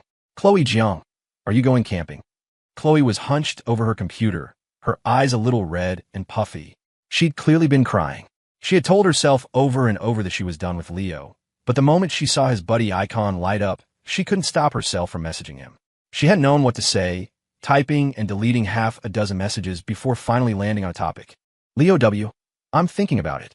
In the decades to come, Riverbend would develop at a blinding pace, and a natural environment would be the price. The mountains and rivers surrounding the city would be replaced by high-rises and shopping malls. The night sky, once a brilliant tapestry of stars, would be washed out by light pollution. Leo knew the park Kevin was talking about. From the highest peak, you could see the whole of Riverbend spread out below. It was also one of the first mountains that would be leveled to make way for the Riverbend North planned community. Leo had even bought a condo there in his past life. What a waste. All that hard work, gone in an instant back to square one. The thought alone was depressing. But at least this time, he had his youth back. Chloe Jiang, if you want to go, I can sign you up. After hitting send, Chloe felt her heart inexplicably start to pound. She stared at the screen, waiting for his reply. Signing him up meant they would go together. If he didn't go, she probably wouldn't either. This time, Leo didn't refuse. Leo W., sure. He'd noticed Chloe had suddenly become very attentive toward him. He brushed it off, assuming she was just grateful he'd taken her to the hospital the other night. After getting his reply, Chloe immediately popped up in the group chat. Chloe Jiang, I'm in. Her message was like a stone dropped into a still pond. A dozen people who had been lurking suddenly appeared, all saying they'd go. Kevin was thrilled. He'd asked Chloe multiple times with no response, and had figured she wasn't interested. Kevin L., anyone else? We'll be setting up our own tents, cooking, and we'll have a bonfire. Knowing Chloe was coming, Kevin redoubled his promotional efforts. Say what you will about his personality, the guy knew how to organize. Otherwise, Leo would never have made him a department head in his future company. Right now, though, he was at that arrogant age where he thought he knew everything and wouldn't listen to anyone. He was a pain, but he didn't have any major flaws. Just as Kevin was basking in his success, Chloe sent another message. Chloe Jiang, Leo's coming too. Everyone knew Leo had a massive crush on Chloe, and everyone knew she'd shot him down. Seeing her sign him up was a little shocking. A moment later, another long-time lurker surfaced. Sophia's, I'll go too. Chloe stared at the AIM chat window in disbelief, a bad feeling creeping into her gut. She thought back over the last 3 years of high school. She was sure Leo's crush had been entirely on her. His relationships with other girls were purely platonic, and he'd had almost zero contact with Sophia. After all, one was a dedicated bookworm, and the other was a troublemaking, unmotivated slacker. No matter how she looked at it, there was no reason for them to have any connection. Frowning, Chloe sent Sophia a private message. Hey Sophia, where'd you disappear to this afternoon? I wanted to go to the library with you, but you were gone right after we left the restaurant. Sophia replied much faster than Leo had. A moment later, the familiar ding of a new message sounded from her speakers. The arcade. It was so much fun. A sharp pang of pain shot through Chloe's heart. Her fingers trembled as she typed. With Leo, a tiny part of her held onto a sliver of hope. But reality was cruel. Chloe felt a wave of abandonment wash over her. Her head felt fuzzy as one question echoed in her mind. If you say no, is it really impossible forever? For 3 years, she had gotten used to Leo trailing after her like a shadow. But now, it felt like she'd lost him. Chloe didn't continue the conversation. She closed the chat window and clicked open her live journal again. Scrolling to Sophia's post, she saw Leo's comment. And beneath his, a reply from Sophia. Just 2 words. You guess. Out of dozens of comments, she had replied only to his. That probably said it all. No, Chloe whispered, a sudden glint of determination in her eyes. She stared at her screen. You jerk. I'm getting you back.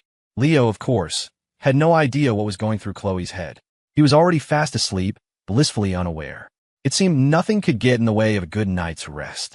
The next morning, sunlight streamed through the windows. As Leo stepped out of his room, he saw a figure asleep on the living room sofa. The couch cushions had sunk a good few inches under the weight. Leo felt a pang of sympathy for the furniture. Leo, you're up. He hadn't even gotten close before the sound of his footsteps woke the man. Uncle Rick, why are you sleeping out here? There was a spare bedroom they always used for visiting relatives. Rick Thompson sat up, looking exhausted, and pinched the bridge of his nose. Here, have some water.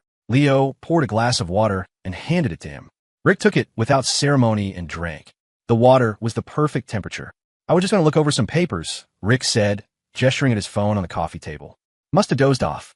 Whoa, is it 10 o'clock already? Damn, I have to get back to the factory. His eyes were bloodshot and his face was sallow. He looked utterly drained. Hey, Leo, I gotta run.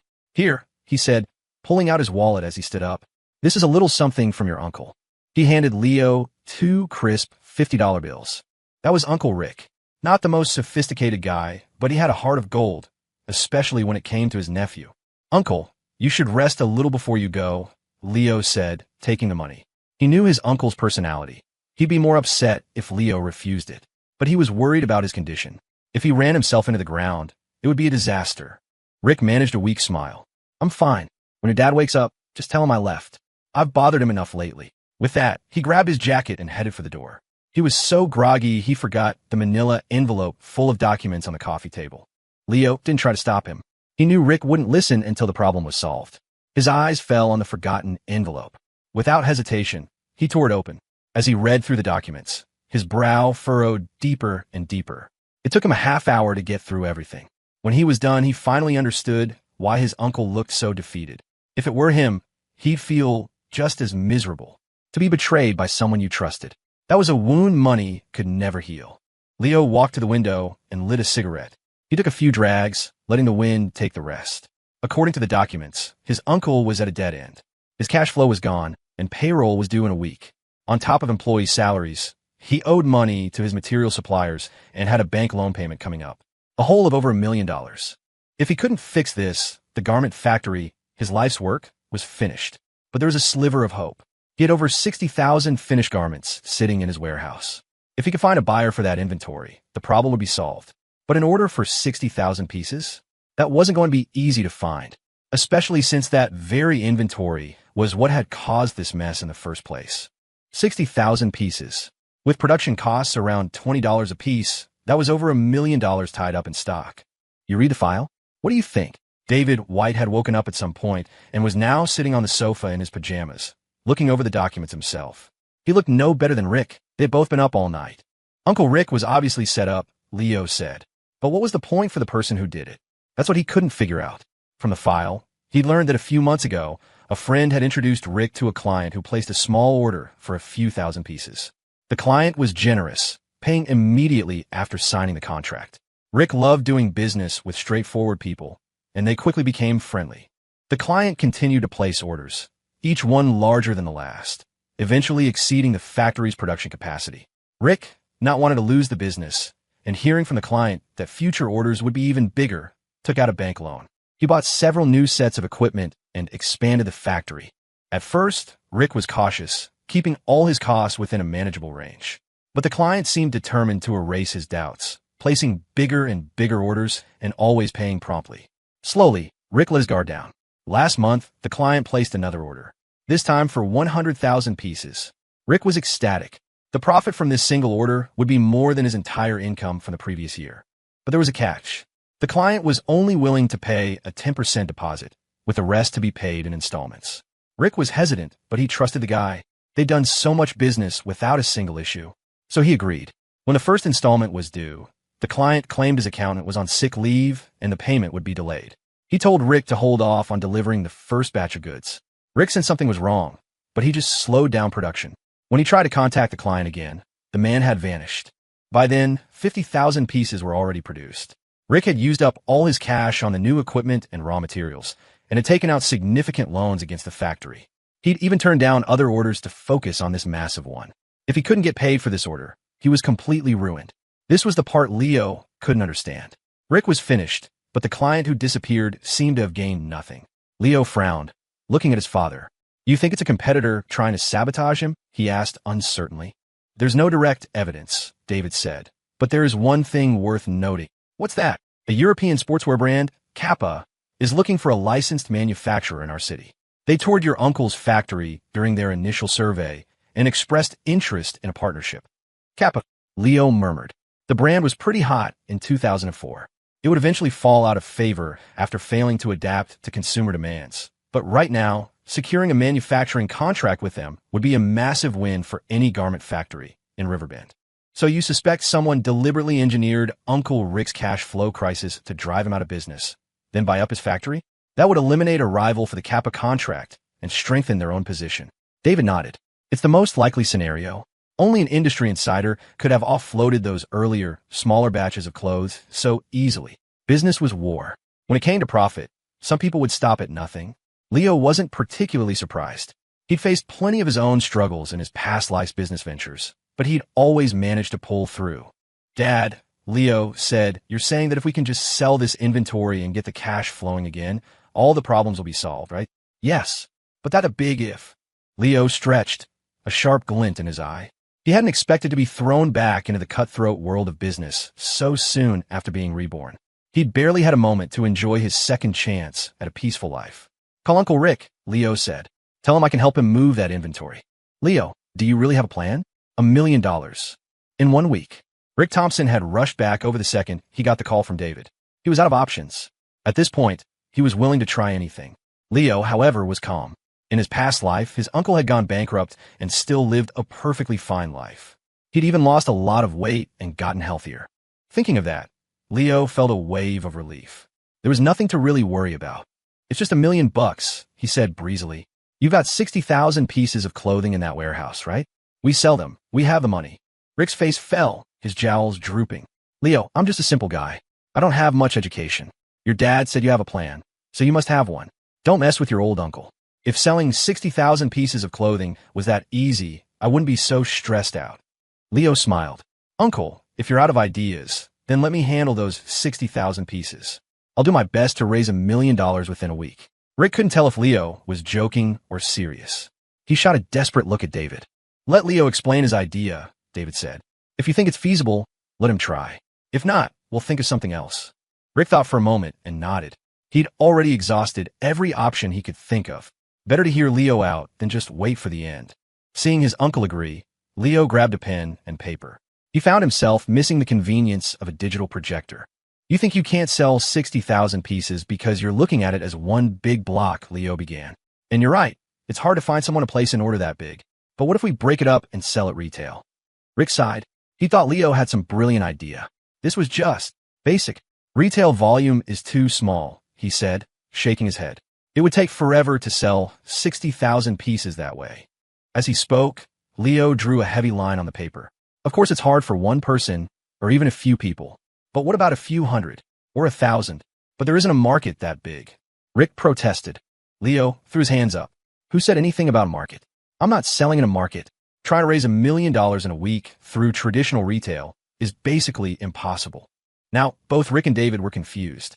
What do you mean?" Leo continued to explain. "You've heard of the gig economy, right? Side hustles? Flea markets?" Rick nodded, signaling for him to continue. Leo slid a simple flowchart he'd drawn across the table. "A lot of people want to start a business and make money, but they're afraid of losing their investment.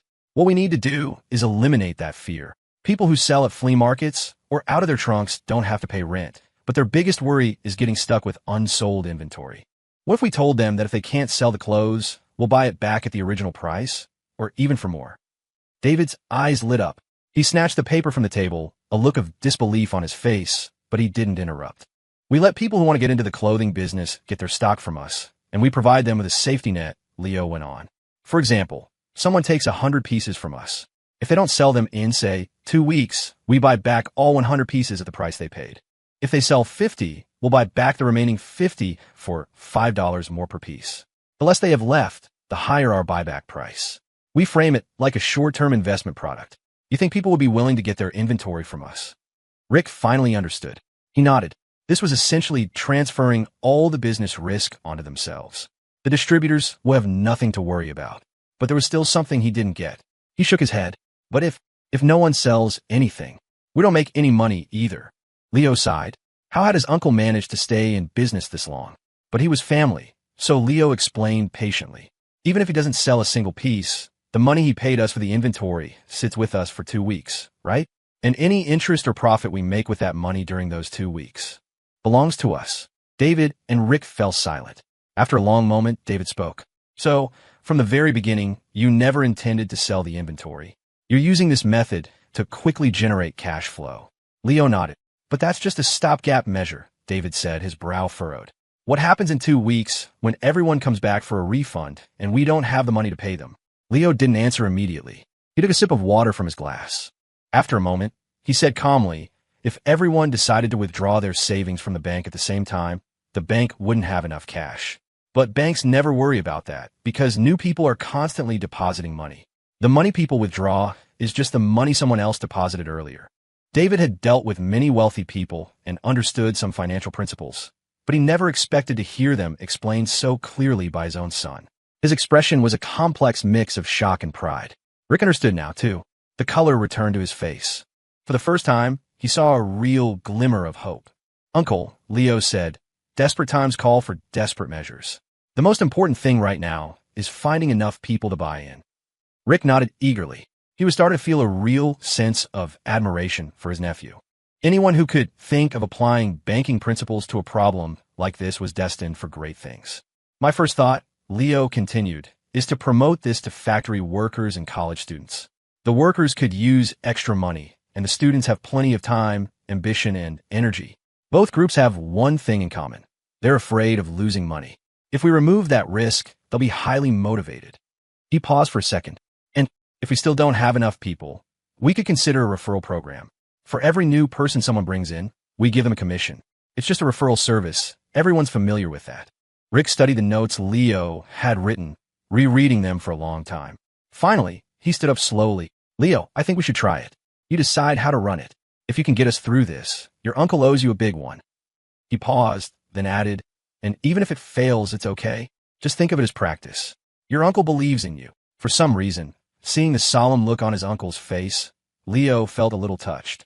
The chances of failure are slim, he said. And even if this doesn't work, there will be plenty of other opportunities to make money in the future. Rick nodded. Right. Rick Thompson left with Leo's plan in hand to start arranging the details. The room fell silent, with only David and Leo remaining. Finally, David broke the silence. Want to smoke? He still wasn't entirely comfortable with Leo smoking. But then again, he felt he didn't have the right to say anything. He was the one who'd raised him, after all. Yours are trash. I'll smoke my own, Leo said, looking disdainfully at his father's pack of Marlboros and pulling out his own Dunhills. A muscle twitched in David's brow. He opened his mouth to say something, then closed it. Seeing his father struggling, Leo decided to explain. I didn't steal or rob anyone. I bought them with the allowance you guys gave me. And all that stuff I just told Uncle Rick. I saw it in books and on TV. David let out a long breath. After a moment, he said, your mother tells me you want to start your own business. Yeah, I can't live off your money forever, right? David nodded. Unlike Helen, who tended to worry and overthink everything, he thought it was good for a kid to have his own ideas. When Helen had first mentioned it, he'd been concerned that Leo would get discouraged by the first setback and give up. Now, it seemed he'd been worrying for nothing. If you want to do it, then go for it. He clapped a hand on Leo's shoulder. I can't give you much, but I'll give you 3 words. Go get him. With that, David stood up and left. Leo was stunned. This wasn't how the script was supposed to go. That's it. No financial backing. The only response was the sound of his father yawning, followed by a closing door. As the sound faded, the defiant look on Leo's face softened. He hadn't really expected any seed money from his dad. His mom, Helen, controlled the family finances, and prying cash out of her hands was next to impossible. Still, it was time to get serious. 2004 was a gold rush, but it was also full of hidden dangers. Just look at his uncle's factory. It was a minefield of backstabbing and dirty tricks. Anyone who made it big in this era had either ruthless tactics or a powerful background. And him? He had nothing. Not even enough capital to start a fish stall. But Leo knew this wasn't the time for self-pity. The priority was to move those 60,000 pieces of clothing. Where am I going to find people, he wondered. Then it hit him. The high school class group chat. With the college entrance exams over, those kids had all the time and energy in the world. Most importantly, they hadn't been beaten down by society yet. It was time they learned a thing or two about the cold, hard world. And he was looking squarely at Kevin Liu. Leo immediately ran to his room and logged onto AM. The group chat had quieted down after the initial flurry of activity. He typed a message. Leo W. Anyone want to make some money over the summer? A reply came almost instantly. Random classmate 1, yeah. You know of any good summer jobs? Random classmate 2. As long as it's not working in a factory or waiting tables. I mean, it's tough work, but if the pay is good, I consider it. Random classmate 3. Yeah, tell us more. If it's good, we can all do it together. 3 months of summer vacation was a long time, and a lot of kids were looking for something to do. If they could earn enough for their first year of college tuition, even better. Seeing the chat liven up, Leo continued. Leo W., you guys are about to be college students. Have some ambition. Is working at factory or waiting tables really what you should be aiming for? At that moment, Kevin Liu appeared. He never missed a chance to take a jab at Leo. Kevin L., there's no such thing as a bad job. Only by experiencing hard labor can we appreciate the value of our education and study harder. Kevin's comment was met with a chorus of praise. Even Leo sent him a thumbs-up emoji. Leo W., in which fine establishment are you gracing with your labor, Mr. Class President? I'll be sure to stop by and be a customer. This was Kevin's cue to show off. Kevin L., I've landed a tutoring gig. $20 an hour for hours a week. If anyone's interested, I can keep an eye out for other opportunities for you. By the way, if your grades aren't great, don't bother. No point in leading other students astray if you can't even handle the material yourself. The jab was clearly aimed at Leo. In their high school, one of the best in the state, their class was the cream of the crop. Leo's grades were just good enough to get into a state university, which put him firmly at the bottom of the class. Leo W., $80 a week. That's a lot. Leo could just picture Kevin smirking at his computer screen. It only strengthened his resolve to drag him into this scheme as his own personal grunt. He typed a casual reply, then followed up. Leo W., I'm planning to sell clothes at the night market. Anyone want to join? You can get the clothes directly from me. It's $30 a piece. If you can't sell them or don't want any more after 2 weeks, you can return them for a full refund. After he sent the message, a lot of people were interested, but most were hesitant. $30 a piece. 10 pieces was $300. To set up a proper stall, you'd need at least a few dozen. That was a serious investment for a bunch of recent high school grads. A few brave souls messaged him privately. If we can't sell them, you'll really take them back. Leo W., of course. Is there a minimum order? Leo W., when I get them from the factory, there is. But we're all classmates, so there's no minimum for you guys. Take as many as you feel comfortable with. If you want to make more money, you just have to work a little harder. After a bit more convincing, a few people actually agreed. Compared to a regular summer job, running your own stall was a much better option, especially with no risk. Leo let out a breath of relief. It had been a while since he'd had to sell anyone on an idea. Looks like he hadn't lost his touch. Getting a few people on board was a start. Once the rest of the class saw them making real money, they'd jump on the bandwagon. Leo decided then and there. Even if these first few recruits were complete rookies, he would make sure they turn a profit. Just as he was privately messaging them to coordinate locations and strategy, a new IM popped up from Chloe. Chloe Jiang, where are you planning to set up your stall? I'll come with you. Leo thought he was seeing things. He scrolled through his chat history, confirmed it was really her, and then replied. Leo W., what are you getting involved for? You don't need the money. And if you want work experience, you should be interning at your dad's company. You got a huge family business waiting for you. Ethan Jiang only had one daughter, Chloe. Everything he owned would one day be hers. Leo couldn't understand why she would want to get involved in this. Chloe didn't explain. Chloe Jiang, just tell me where you are. I'm coming over to help you figure out a plan. Leo thought for a moment. Whatever Chloe's motives were, having her involved was definitely a good thing. Maybe he could talk her into something. If she got fired up about this, she might just convince her dad to help her launch her own clothing brand. That would solve all his problems in one fell swoop. Leo W., I'm at home. Come on over. Today, Chloe had clearly put effort into her appearance. She wore a cream-colored, French-inspired sundress that cinched at the waist, its hem falling just past her knees to reveal her slender, pale legs. A black silk ribbon was tied in a neat bow at the collar. Her long, smooth hair was gathered into a low ponytail that rested gently on her back. As she got closer, Leo could smell a faint, fresh fragrance. So, you're saying that starting today, we have 7 days to bring in $1 million in cash flow? Chloe asked, her voice bubbling with excitement after Leo explained the goal. Yep. After getting his confirmation, she tapped a finger against her chin, thinking. A moment later, she said, $1 million in 7 days. That's about $150,000 a day. Leo, what's your plan? Just relying on our classmates won't be enough. We're all just students. Leo shrugged. No other choice, really. Just have to contact some local classifieds, get the word out, and pull people in. I have an idea, Chloe said tentatively. I don't know if it'll work.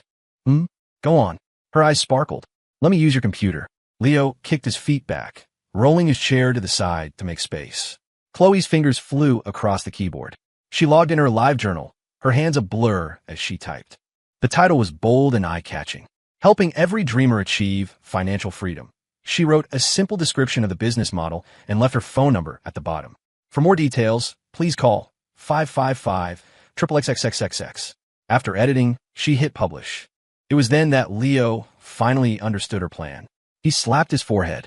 I must have fried my brain during the time travel. Social media marketing. And to think I made my fortune in my past life with this stuff. After posting, Chloe wasn't done. She opened her AIM buddy list and started messaging her groups. Hey friends, check out the first post on my live journal. If you share it, I'll send you $1 on PayPal.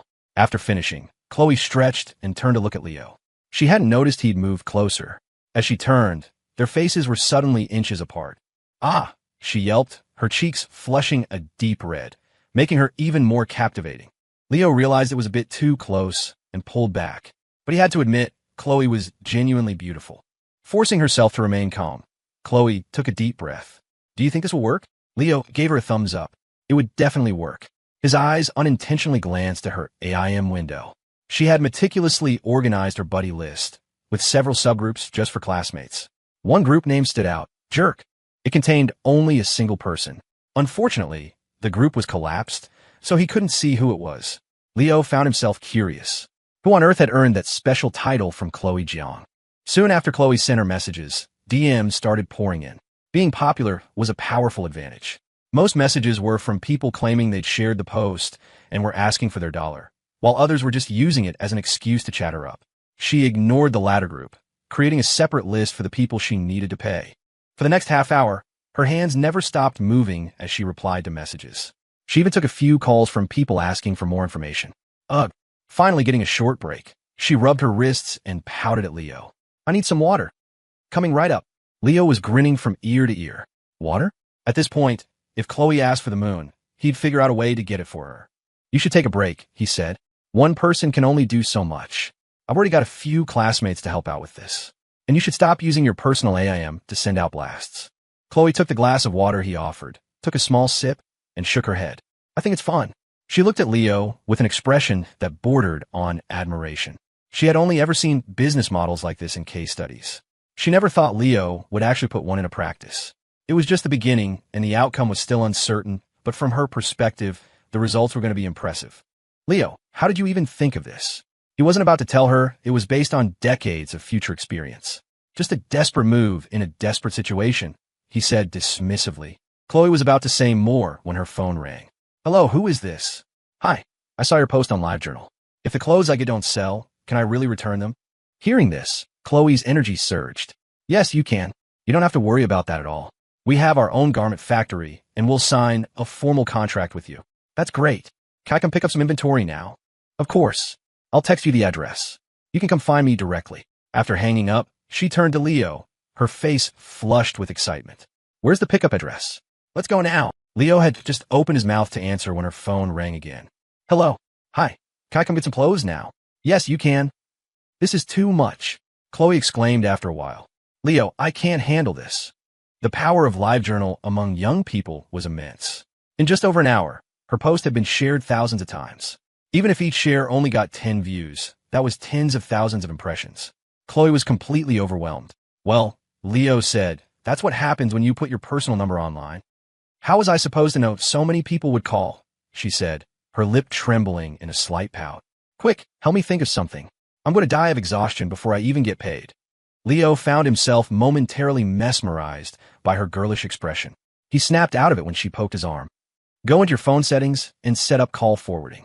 Forward all unknown numbers to this landline. While Chloe had been busy replying to messages, Leo had called Rick on the house phone and arranged for him to handle the incoming orders. Rick had readily agreed and had already set up a professional operator to be on call 24/7. After watching Chloe set up the forwarding, Leo added, that number isn't really for personal use anymore. When you have time, you should probably get a new one. He felt a pang of guilt. She had only exposed her number because she was trying to help him. Chloe realized this too and didn't argue. I'll do it in a few days. I need to let my family know first. Once I get a new number, this one could be the official company line.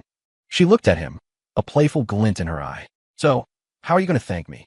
Leo had initially thought Chloe was just joining in for fun, and his main goal was to use her influence. He hadn't expected her to throw herself into the work so completely. He mused, then said with a teasing grin, words can't express my gratitude. How about I offer myself in repayment? As if.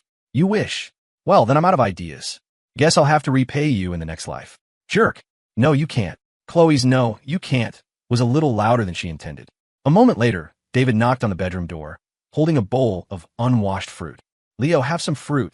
His heart had been pounding ever since Chloe arrived. A boy and a girl, both in the prime of their youth, alone in a room together. He'd been wide awake with worry, and her shout had only made it worse, afraid Leo might do something foolish. His fears were unfounded. The moment he knocked, Leo opened the door. Dad, Chloe, and I just got a few orders. We're heading over to Uncle Rick's factory now, so we'll pass on the fruit. You should get some more rest. You look pale, like you've seen a ghost. David saw that Leo and Chloe looked perfectly normal, their clothes neat and tidy. He breathed a sigh of relief. Go on then. Be back early.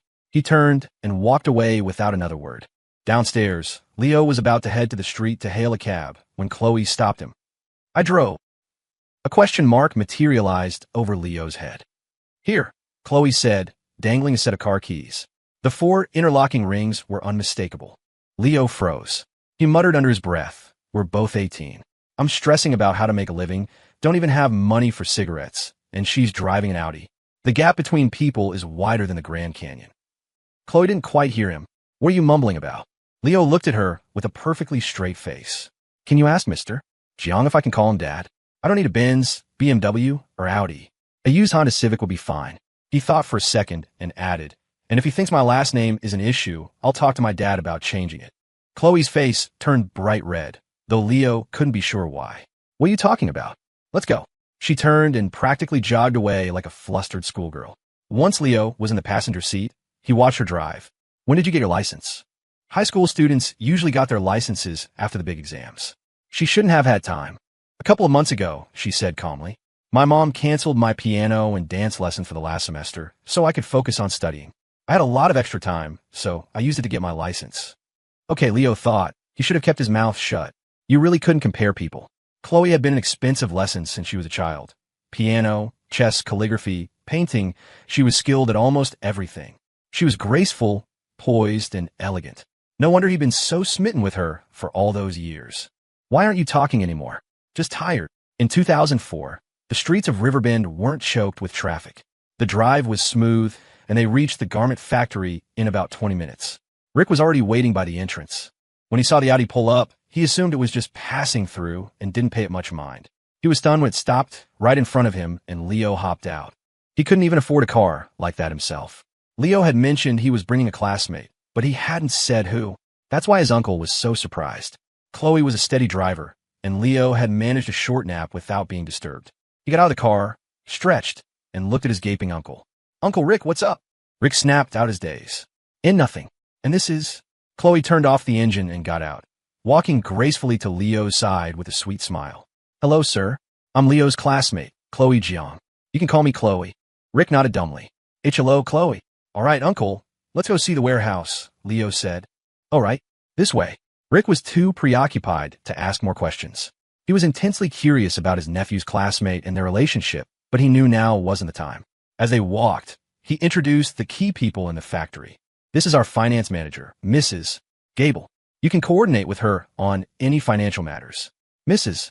Gable, for the next few days, Leo will be in charge of clearing out that inventory. I need you to give him your full support. Whatever he needs, you provide. Mrs. Gable was a woman in her 40s, dressed in a sharp business suit with a short, professional haircut. Of course, Mr. Thompson. Leo nodded to her in greeting. This is Steve from our commercial department, my right-hand man. He's in charge of the warehouse. Just let him know about any incoming or outgoing shipments. The people here were all long-time employees. They knew about the factory's crisis. They wanted to help, but felt powerless. Now, hearing that Leo had a plan, they were curious, but mostly they were hopeful. Rick had always treated them well, and if the factory went under, they'd never find a job this good again. Leo, I remember you from when you used to come play at the factory as a kid, Steve said, extending a hand to Leo. Look how much you've grown. It was a gesture of respect, showing he wasn't dismissing Leo because of his age. Good to see you, Steve. It's going to be a busy few days for you. Not a problem. It's what I'm here for. After they reacquainted themselves, Rick gestured to another person. This is Linda. She was our head of reception, but I've brought her over to build a marketing team based on your requirements. The hotline is already active, and Linda has arranged for staff to work in shifts 24/7.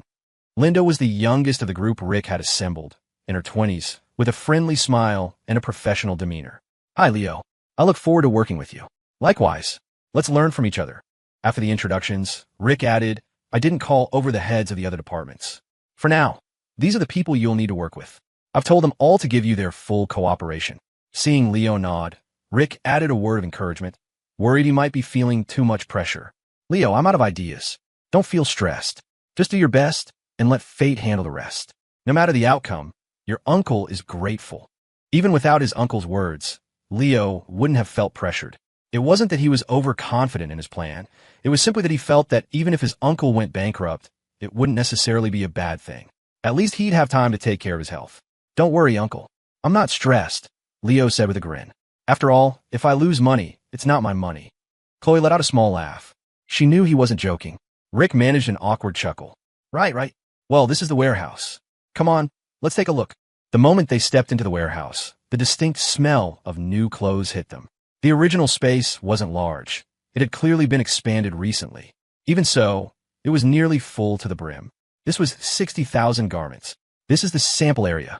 All the clothes are stored according to their product number, Steve explained as they walked. Clients can choose the styles they want here, and we just pull the corresponding number from the shelves. Leo nodded, picking up a sample. Is the material for the samples the same as the final product? Exactly the same. Rick's factory wasn't huge and didn't have many professional designers. The styles were mostly imitations of current trends. That meant that even if sold retail, they wouldn't have trouble moving. See anything you like? I'll get it for you, Leo said, holding a dress up in front of Chloe. Chloe looked conflicted, unsure how to answer. But before she could, Leo had already changed his mind. Never mind. Maybe after I have some money. It was an excuse. He'd only realized after he spoke how forward he'd been. This was Chloe Jiang. Her clothes were practically all custom-made. How could she possibly be interested in the mass-produced items here? She was probably just being polite by not refusing. To insist would be to make a fool of himself. Chloe didn't say anything. The clothes here really weren't to her taste, but she was still happy he'd offered to buy her something. Even if it was just a dress from here, she would have treasured it. Mr. Thompson, a customer has arrived, Linda said, approaching them after hanging up the phone. Have someone bring them here to choose their items. Steve, I'll leave the rest to you. Steve nodded. Don't worry. Leo didn't leave. He stayed in the warehouse, observing, waiting for the first batch of distributors. Rick had already explained the whole process to the staff. They were all experienced professionals and understood immediately. By the way, Leo, Linda said, sidling up to him with a fawning smile. What kind of marketing did you do? It's amazing. I just heard one of the girls on the phones complaining that they haven't stopped ringing. Curiosity was part of it, but her main goal was clearly to cozy up to him and build a connection. Leo might have the face of an 18-year-old, but his mind was sharp. He saw right through her intentions, but wasn't bothered by it. If life wasn't so tough, who would want to grovel and flatter? Not everyone was born into a family like Chloe's. I was struggling with that myself. Actually, it was her idea, he said, gesturing to Chloe. We used LiveJournal to get the word out. Linda had been impressed by Chloe's appearance when she first saw her, initially dismissing her as just a pretty face tagging along. But she quickly realized her mistake. It wasn't just Chloe's natural elegance and poise, but the Audi keys she held in her hand that signaled she was no ordinary person. Her smile became even warmer as she turned to her. "Chloe, you're so clever." Chloe maintained a polite smile and murmured a quiet thank you. "I just had a sudden idea.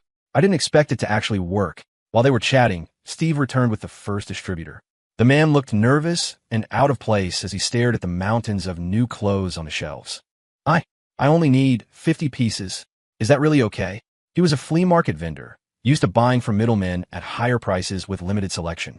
And even then, they'd give him grief for small orders. Getting stock directly from factory was something he'd never dreamed of. And with no minimum quantity and a return policy, it was a godsend for a small-timer like him.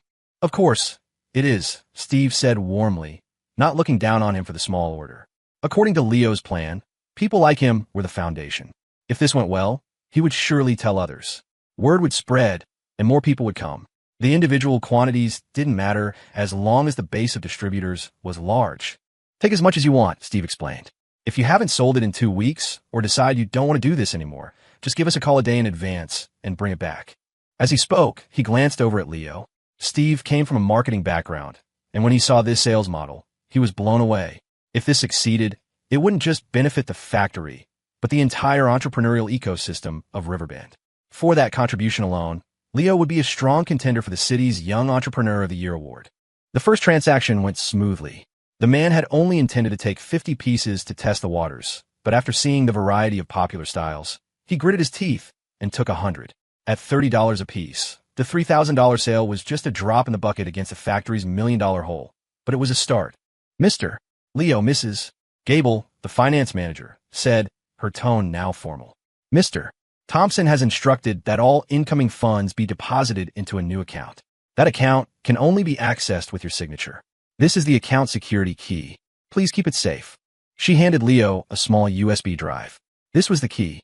Any large withdrawals required it.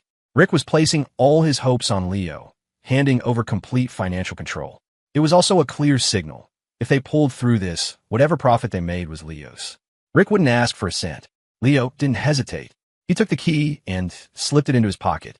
Just then, Steve came back with another person. After seeing the return guarantee printed on the order form, this new distributor ordered 200 pieces on the spot.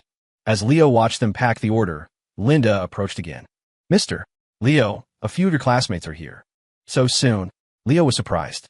He knew they'd agreed on AIM, but he hadn't expected them to be so decisive. "Where are they?" "In the reception area. I'll take you." "Okay." Leo glanced over at Chloe. She was on the phone, chatting happily, so he didn't disturb her. "Leo, over here." In the reception area, a few 18-year-olds sat awkwardly on the sofas. The disposable cups of water in front of them were all still full. When they saw Leo, they jumped to their feet excitedly. Among them, Leo saw an unexpected face. "Aren't you supposed to be tutoring? What are you doing here?" Kevin Liu's expression was sullen. "How did you trick Chloe into promoting this for you?" he demanded. He hadn't planned on coming, but when he saw Chloe's LiveJournal post, he'd lost it. What the hell was going on? "Trick her," Leo said. "She's right here. You can ask her yourself in a minute." Hearing that Chloe was at the factory, the expression on Kevin's face became even more complicated. He was about to speak when Chloe came jogging over. "Leo," she called out, only then noticing the others. "Oh, you guys are here too." "Chloe, what are you doing here?" a girl asked.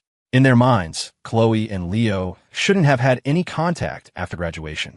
Even if she helped promote his thing, it was probably just out of politeness for an old classmate.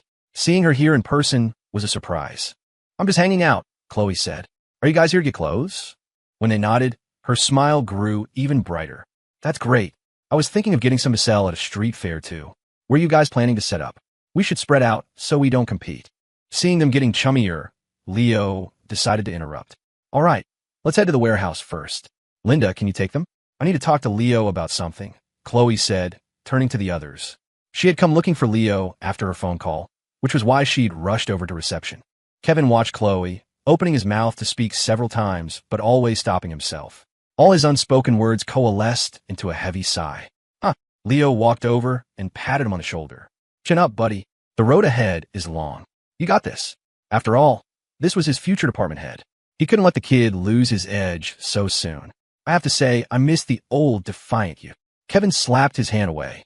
"Get lost," he spat. Leo wasn't annoyed. He just smiled. There it is. That's the spirit. After Kevin and the others left, Chloe moved closer. What's his problem? Leo shook his head, feigning a sigh. I don't know. Maybe he's heartbroken. Heartbroken? No way. I haven't heard anything about that. And besides, Chloe trailed off, stopping herself. Even if she didn't say it, Leo could guess the rest. And besides, he was just writing me love letters a little while ago. So how could he be heartbroken? Leo didn't want to explain it. In high school, Kevin, like Leo, had been one of Chloe's many admirers. But compared to Leo's shameless persistence, Kevin had more pride. It was hard to say who was better or worse, but for Chloe, Leo had certainly left a more lasting impression. Anyway, what did you need to talk to me about? Chloe remembered why she'd come looking for him. Oh, right. My cousin just called. He saw my post and is really interested in the project. He wants to get involved, but he's in Seattle. He was asking if we could ship the clothes to him. Leo gave Chloe a long, hard look, silently marveling. He had underestimated her influence. They'd already reached beyond Riverbend. Of course we can, he said, and we can cover all the shipping costs. Chloe nodded. But my cousin wants to come in as a distributor. He'll be responsible for developing the Seattle market.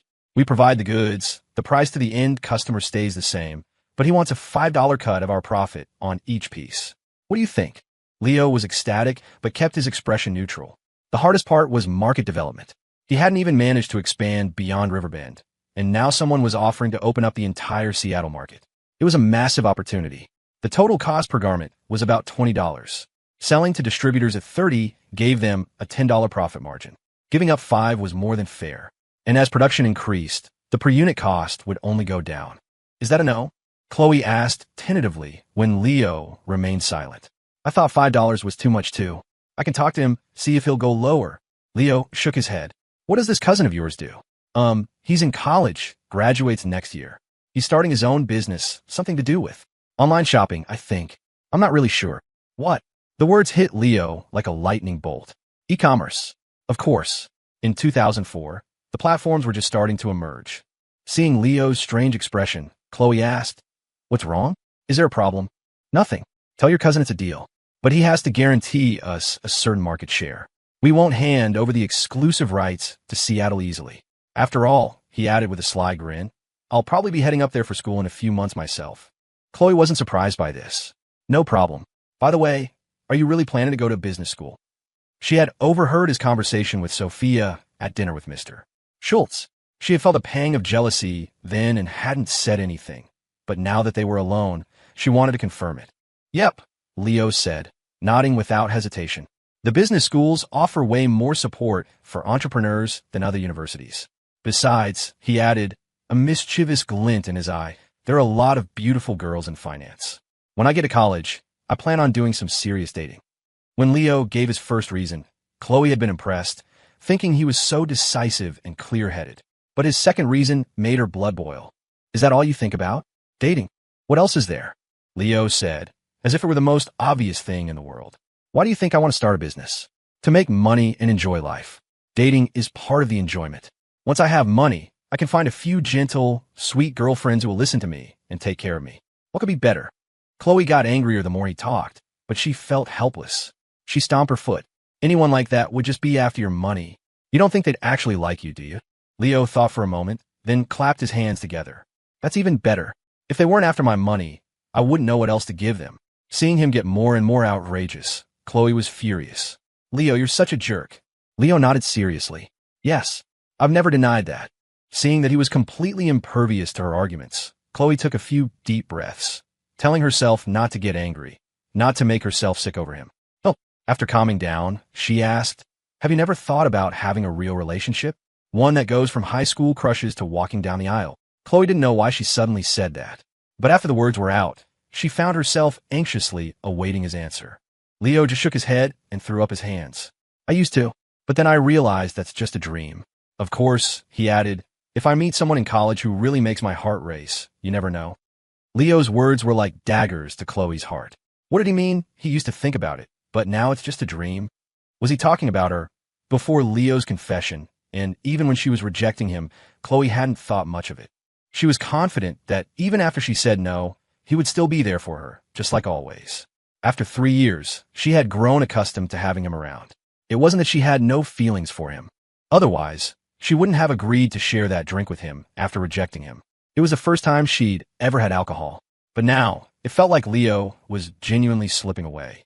If it hadn't been for what happened that night at the motel, her pride might have only allowed her to feel a fleeting sadness before she moved on. But the way he had so carefully taken care of her had stirred something different inside her. The feeling of security as he carried her on his back to the hospital was something she would never forget.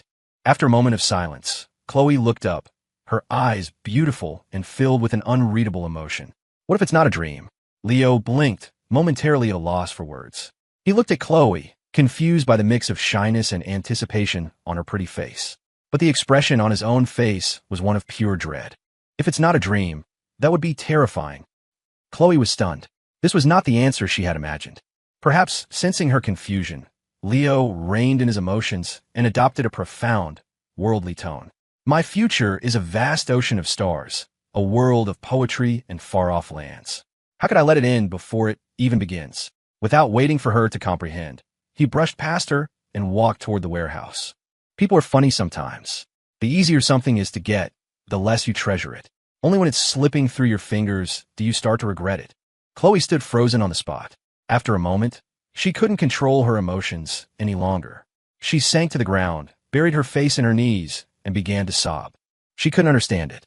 Why, after she had been so direct, was he still playing dumb? Just because she had rejected him? But all she'd said was that she didn't want to date so early. She never said she wasn't giving him a chance. Now, in just a few short days, the polite distance he maintained felt terrifying. Hey, what are you crying for out here in public?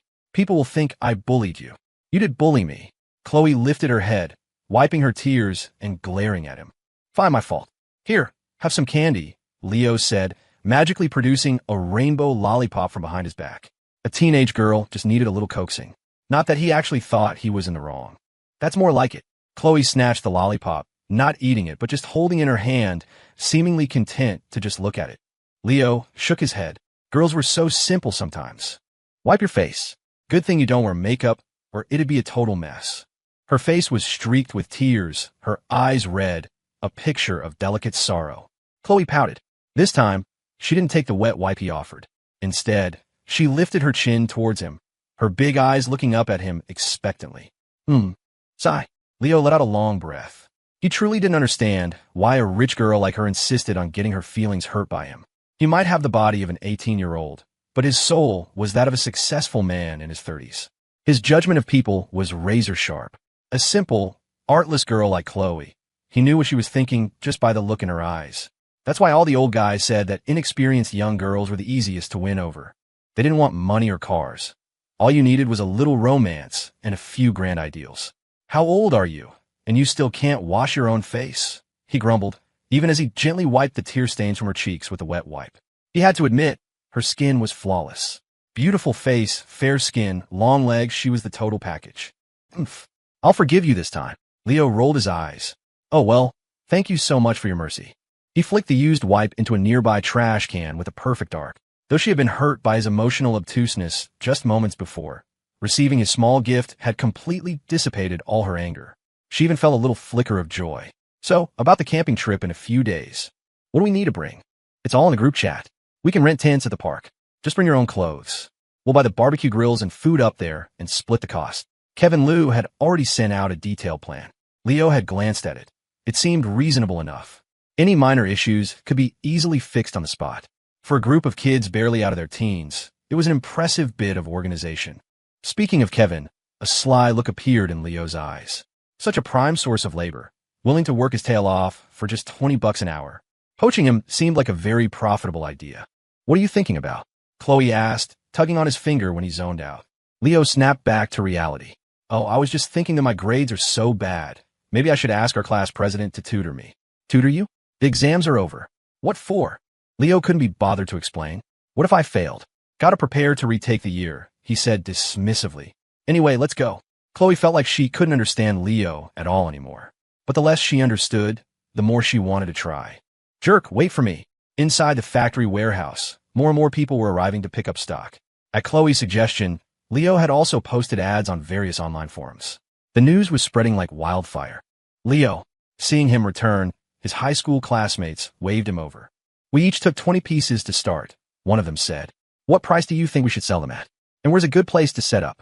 Before seeing the clothes, they had been worried about the style and quality. But after seeing the actual product, all their fears vanished. The styles were trendy, the quality was excellent, they could easily compete with clothes from a department store. It made sense. Rick was an honest businessman. He wouldn't use cheap materials for a big order. He was thinking about a long-term partnership. He just hadn't expected to be betrayed. Being the center of attention didn't faze Leo at all. As a man with a lifetime of experience, he patiently analyzed the situation for them. These clothes were originally made for retail stores. They just haven't been tagged yet. The suggested retail price is on the tag, mostly over $100. Considering our actual cost, you can sell them for 50 or even 40% of the tag price. Of course, you should always start by quoting the full tag price and let people bargain you down. Your target customers should be college students and factory workers. Leo continued, and some of the more diligent students were already taking notes. For them, the experience of selling clothes was more important than the profit. Whether they made money or not, the lessons they learned would be invaluable.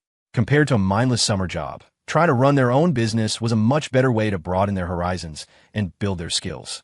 Leo, I got it all down, said a girl with short hair, closing her notebook and smiling at him. Thanks for this. If I actually make some money, I'll treat you to dinner.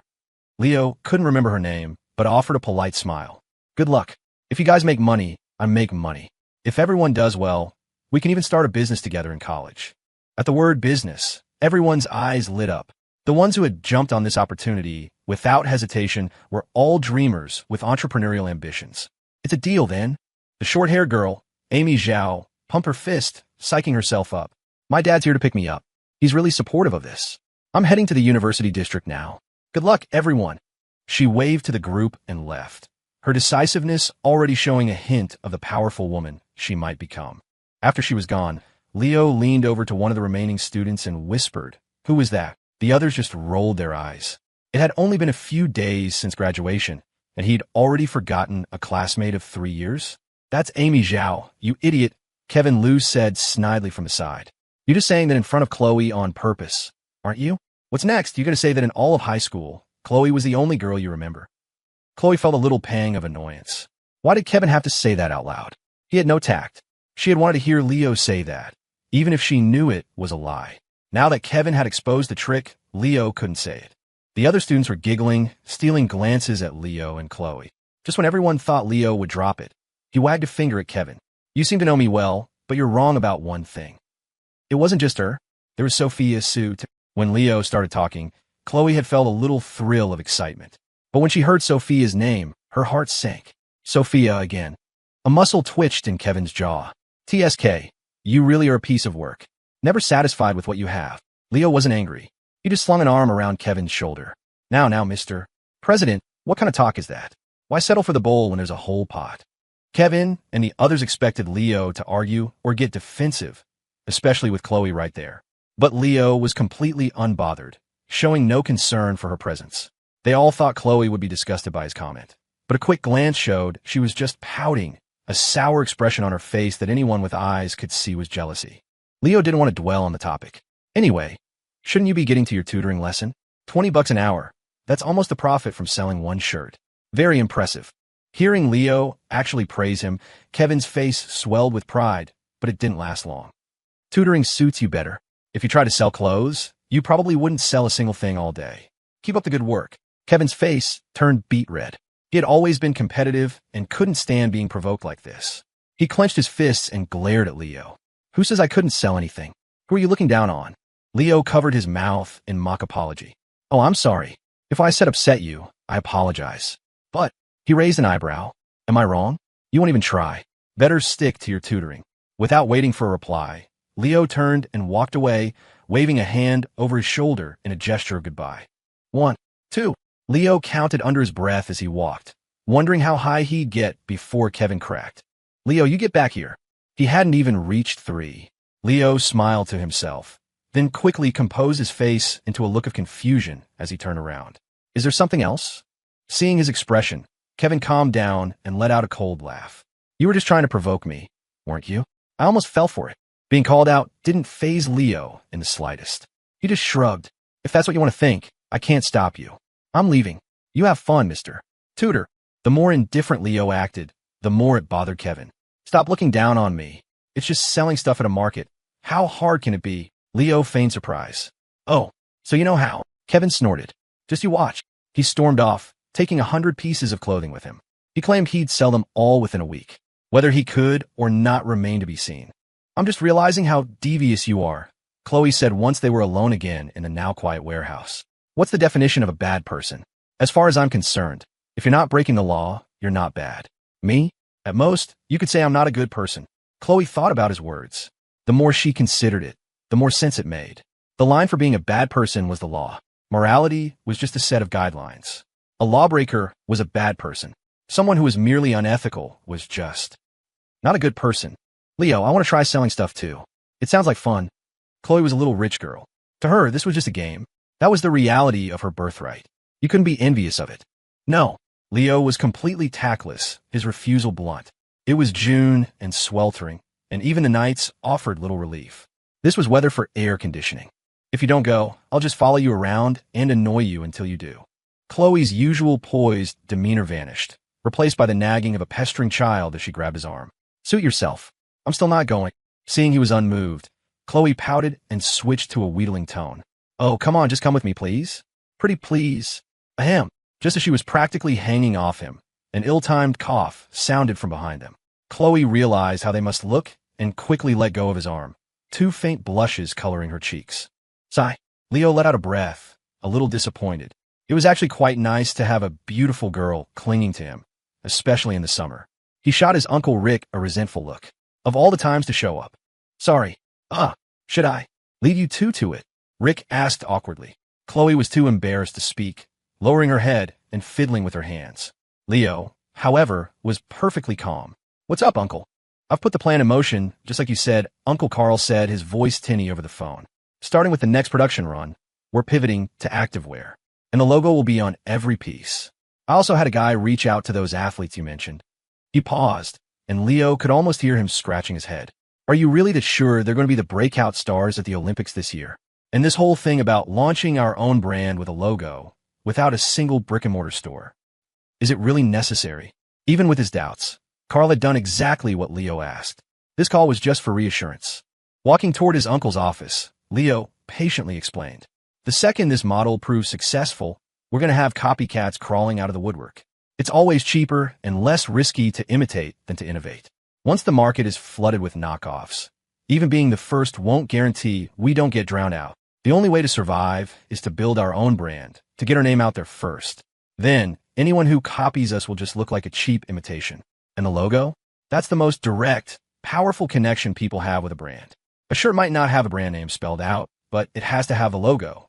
Leo saw his uncle, who had met him at the factory door, nod thoughtfully. This is an Olympic year, Leo continued as they entered the office. And in 4 years, the games will be, well, somewhere else, but the point is this athletic trend is going to stick around for a long time. It's timeless. We might not have physical stores now, but that doesn't mean we won't in the future. He gestured toward the list he'd given his uncle. I spent a lot of time researching those athletes. Based on their recent performances, they have a real shot at making a splash in Athens.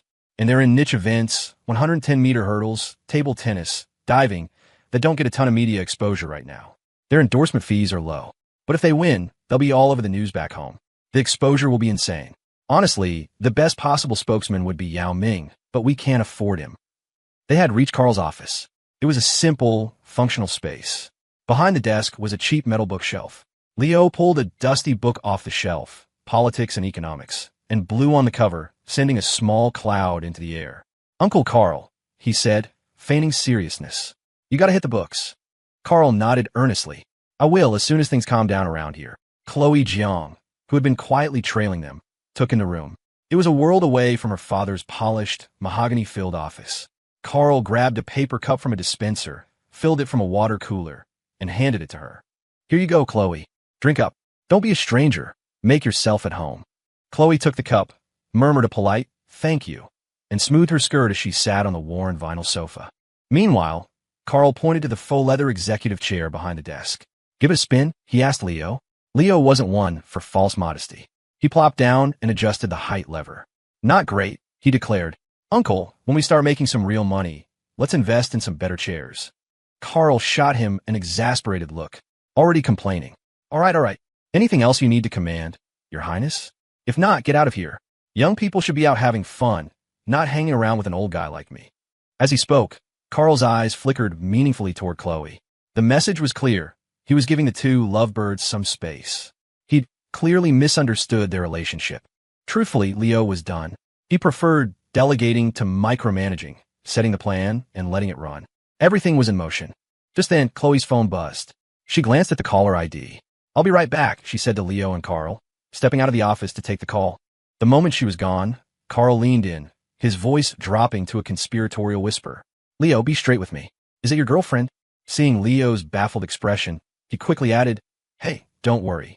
I'm not like your mom. You're 18. It's normal to be dating." Leo sighed. It was hopeless. He knew whatever he said, his uncle would believe what he wanted. He didn't have the energy to argue. "Sure, if you say so. It is? For real?" I said no. "Would you believe me?" "No." "Then why ask?" Carl gave a sheepish grin, then leaned in even closer. "Listen, Leo, let your old uncle give you some advice from someone who's been there. You could tell that girl comes from a good family. Just that car she drives. That's something most people work their whole lives for and never get. I'm not being materialistic, but that's just the reality of it. Marry a rich girl, and your life will be a hell of a lot easier. And on top of that, she's gorgeous and seems sweet." This was getting ridiculous. "Okay, stop," Leo cut in. "How about this? I'll ask her if she has any single aunts, and I'll set you up." Carl's eyes lit up. Really? No. Carl was 30 and still single. Whenever anyone asked, he'd just say he hadn't found the right person. He looked like a simple, honest guy, but he was sharper than he let on. He knew the women he was interested in weren't interested in him, and the ones who were interested in him were only after his money. Realizing Leo was joking, Carl sighed dramatically. And here I thought my own nephew cared about me. But seriously, kid, think about what I said. Most people only get 3 chances to change their destiny: when they're born, with their college admissions, and when they get married." He was about to launch into a full-blown lecture when Chloe walked back in, having finished her call. Carl swallowed the rest of his words. Leo knew his uncle was, in a way, speaking the truth. But Leo had his own pride. A gentleman doesn't accept handouts. "All right, you two," Carl said, suddenly all business. "I've got a meeting to get to. You kids go have fun." He steered Leo toward Chloe, discreetly stuffing 2 $20 bills into his pocket. "Have a good time, Chloe. And remember to get home at a decent hour." He pushed them out of the office and shut the door behind them with a definitive click.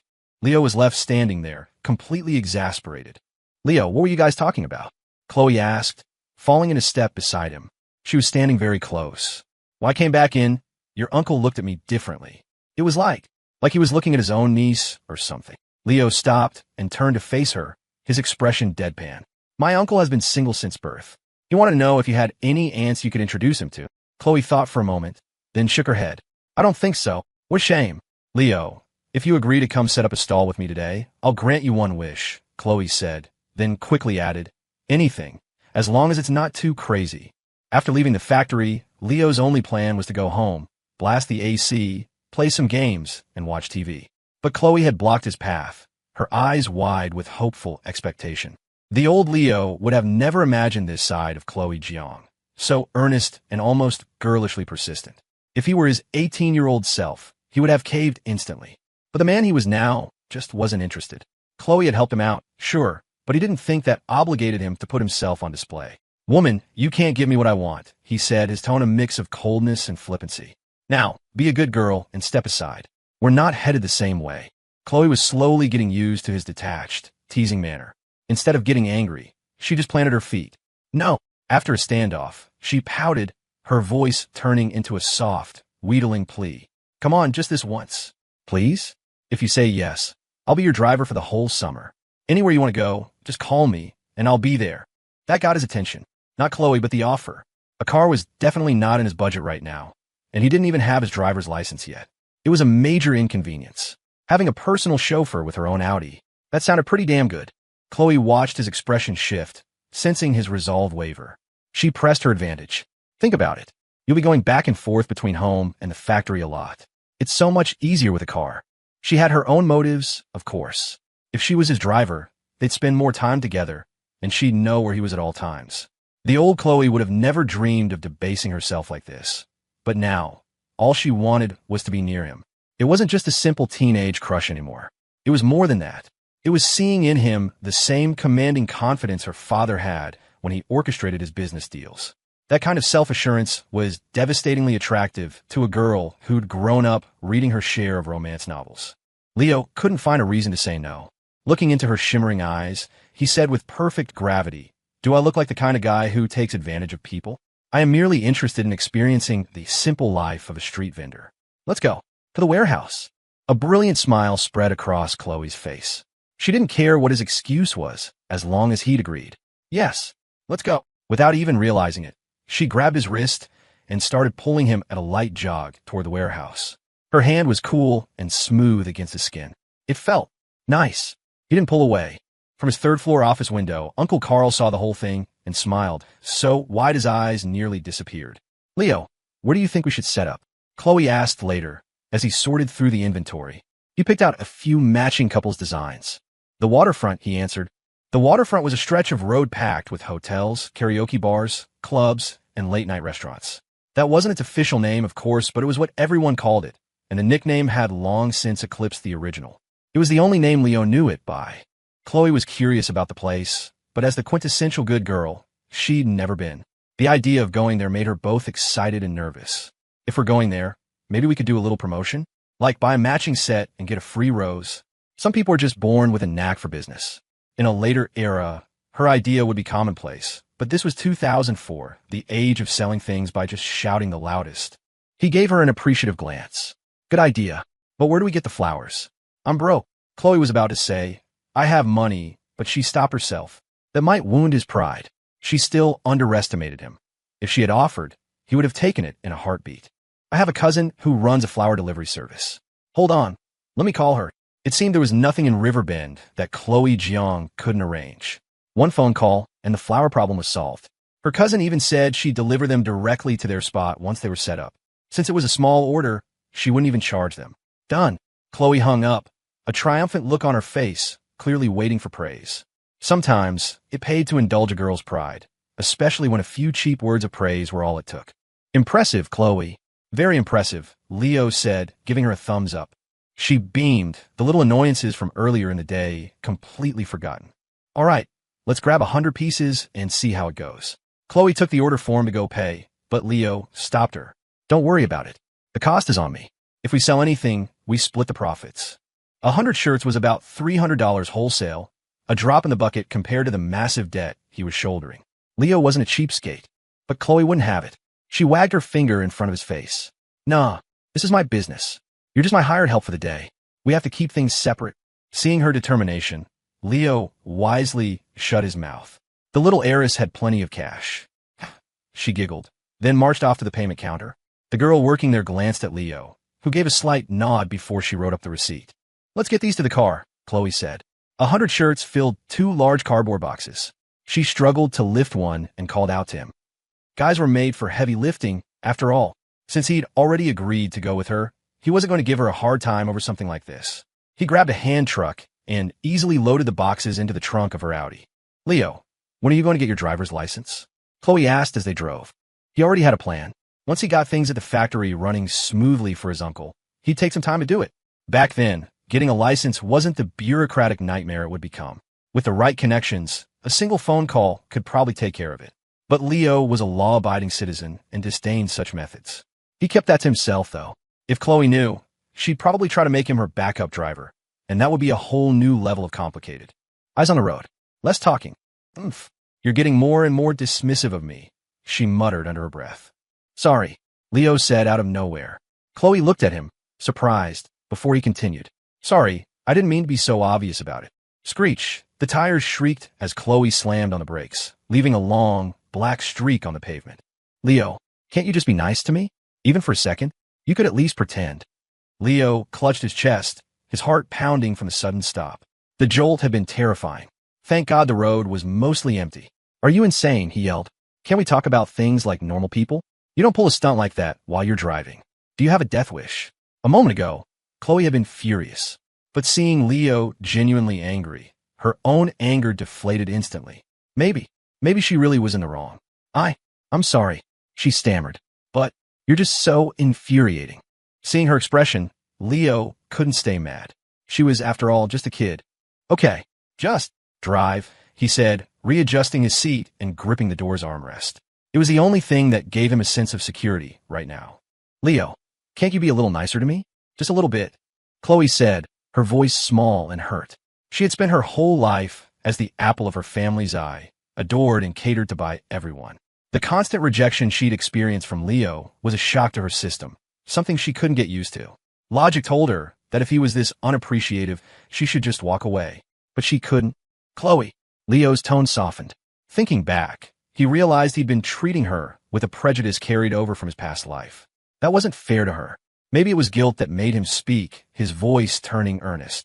When you get to college, you're going to meet so many new people. A lot of guys are going to ask you out. They'll use every trick in the book, every smooth line, to try and win you over.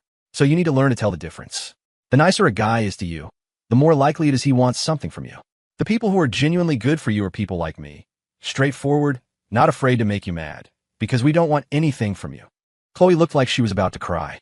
She frowned, slowed the car, and pulled over to the side of the road. Turning to him, her face was a mask of misery. But I want you to want something from me, like you used to. Leo slapped his forehead. This girl was a lost cause. I'll try, he sighed. Is it really that hard?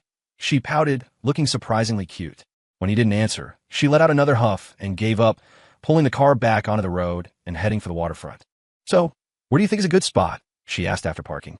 The waterfront was a long strip, and as evening approached, it was starting to fill up with people.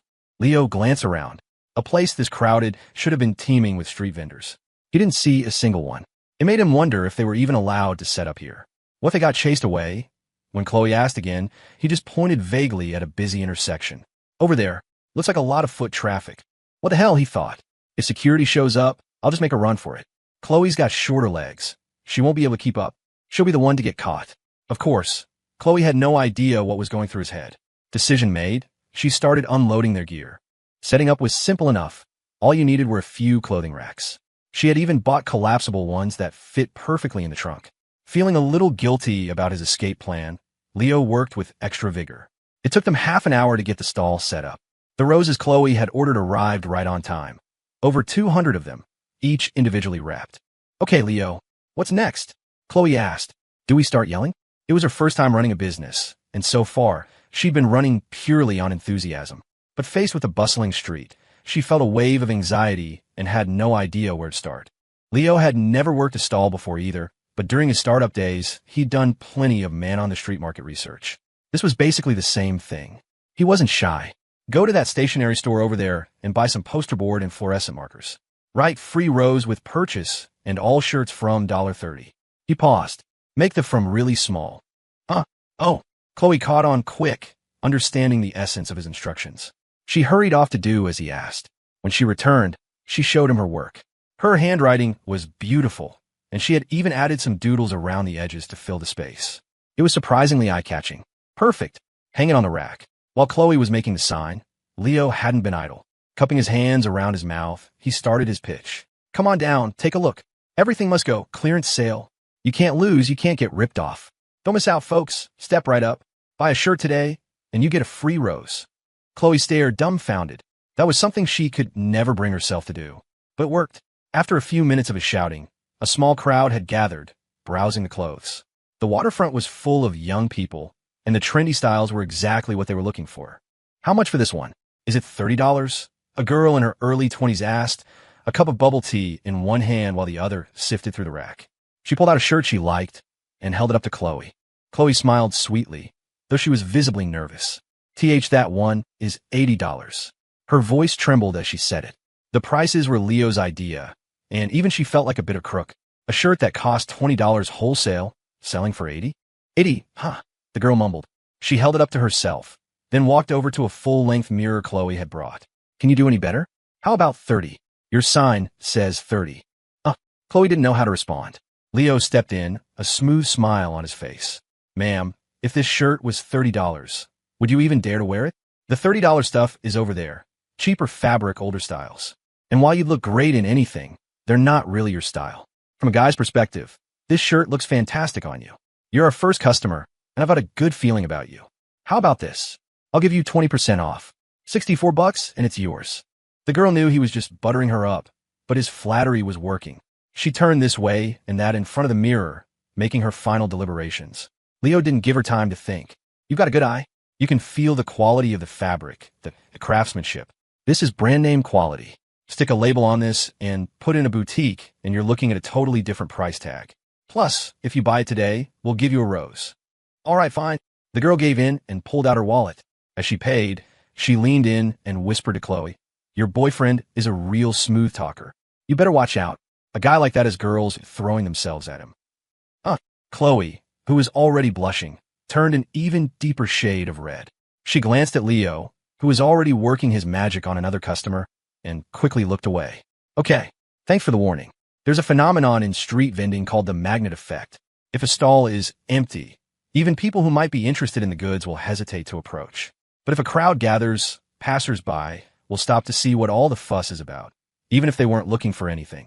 Leo knew this principle well. As he hawked their wares, he was shamelessly friendly, greeting everyone who walked by. He handed out the roses freely. You didn't even have to buy anything. If you had a nice chat, you got a flower. As a result, the crowd around their stall just kept growing. "Hey, handsome," a woman in her early 30s called out. She was dressed to the nines, with heavy makeup and a wide, painted smile. "We've taken so many of your roses, it feels wrong not to buy a shirt." Flanking her were two younger girls in their early 20s who looked fresh off the bus, clutching their roses nervously. "Well, ma'am, if you really feel that bad about it, feel free to buy a few," Leo said with a grin. "Two for 30% off. And with your style, no one would ever guess you bought it off a rack on the street." The woman giggled, covering her mouth. "Such a sweet talker. Tiffany, Crystal, go pick out something you like. It's on me." As she spoke, she lifted a rose to her nose and sniffed it. "A little advice, girls. When a guy offers you free flowers the moment he meets you, you run the other way. This one here just want a few dozen bucks for a t-shirt. Other guys, they'll want something else." Tiffany and Crystal exchanged a look, then went to pick out 2 shirts each. "For shirts, comes to $320? Forget the discount, let's just call it $300, the woman said, pulling the cash from her clutch. "You can call me Roxy. I work over at the Pinnacle. You should stop by sometime." The moment Leo saw her, he'd pegged her as someone in the nightlife industry. He felt a pang of pity for Tiffany and Crystal, but it was none of his business. "You got it, Roxy. I'll be sure to use your name when I visit." "All right, handsome. See you around." The Pinnacle Club was the biggest, most lavish entertainment venue on the waterfront, maybe in all of Riverbend. Leo knew of it. Back in the early 2000s, it offered every kind of service, both legal and not so legal. It was a playground for the rich. He watched Roxy lead the 2 girls into the club, then turned his attention back to his own business. He didn't look down on Roxy in the slightest. If life hadn't forced her hand, who wouldn't want to live with a little more dignity? Wasn't she something? Chloe asked quietly, sidling up to him during a rare lull. "All you guys like that? The black stockings and long legs." Roxy and the girls had been wearing tight business skirts and dark stockings. It was admittedly a good look. "It depends on the guy," Leo said. "I'm not a fan." Chloe let out a relieved breath, but Leo couldn't resist adding, "I prefer sheer." "Ugh, perv," she swatted at him playfully. "Anyway, we did really well today. Sold over 50 pieces in 2 hours. How about we pack up soon and go get some barbecue?" Leo knew business was good, but he hadn't been keeping a running tally. He'd been too busy charming single women. Chloe had handled most of the actual couples. 50? Seriously? In that case, can we pack up now? "No, I'm not done having fun yet." 50 shirts in 2 hours meant a net profit of nearly $2,000. For most people, that was a fantastic day's work. For Chloe, it was just a game. "Well, it looks like we might not have a choice." Chloe looked at him, confused. "What do you mean?" Before Leo could explain, a group of men in security uniforms marched toward them, looking menacing. "Who set this up? Who told you could sell stuff here?" The leader barked. When he saw Chloe, a flicker of appreciation crossed his face, but it was quickly replaced by a brutish scowl. "No vending allowed here. That'll be a $1,000 fine." As he spoke, he kicked over one of the clothing racks. "This time, you just pay the fine. Next time, it won't be so simple." Chloe had never been in a situation like this. She was frozen with fear, unable to speak. Leo's original plan had been to run, but for some reason, his feet felt rooted to the ground. It wasn't fear. His brain was telling him that these guys were trouble and he shouldn't start anything. But seeing their arrogance, he couldn't stop his mouth. "Who the hell do you think you are, the cops? You have the authority to issue fines? Didn't anyone ever teach you how to talk to people? Or were you raised by wolves? You just had to come over here and throw your weight around, didn't you?" The leader laughed, a nasty, humorless sound. Kid, if you want to act tough for your girlfriend, you better make sure you can back it up. On the waterfront, what I say goes. A minute ago, $1,000 would have gotten you out of here. But now, now you can call your parents to come pick you up. The crowd of onlookers was growing. Those who recognized the security guard backed away, giving them a wide berth. The guy clearly had a reputation.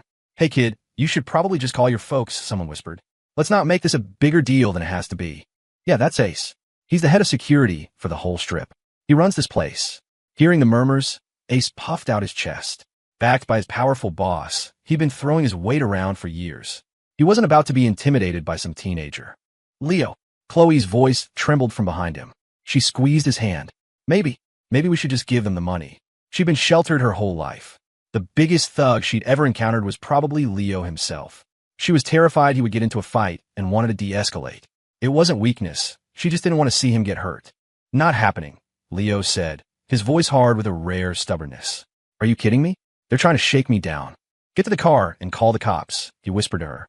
I'm going to piss them off and make them swing first. I saw a security camera on that building. Once they lay a hand on me, we let my dad handle the rest. Just take care of yourself. Don't worry, today's our lucky day. He wasn't finished, but Chloe stepped out from behind him. We'll give you the money, okay? It's not about the money anymore. Ace sneered, his eyes lingering on Chloe.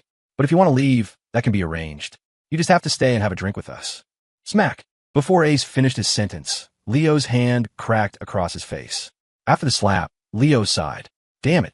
Why couldn't I just keep my cool? The blow was solid, sending Ace stumbling to the ground. He clutched his cheek, glaring at Leo with pure hatred. Get him.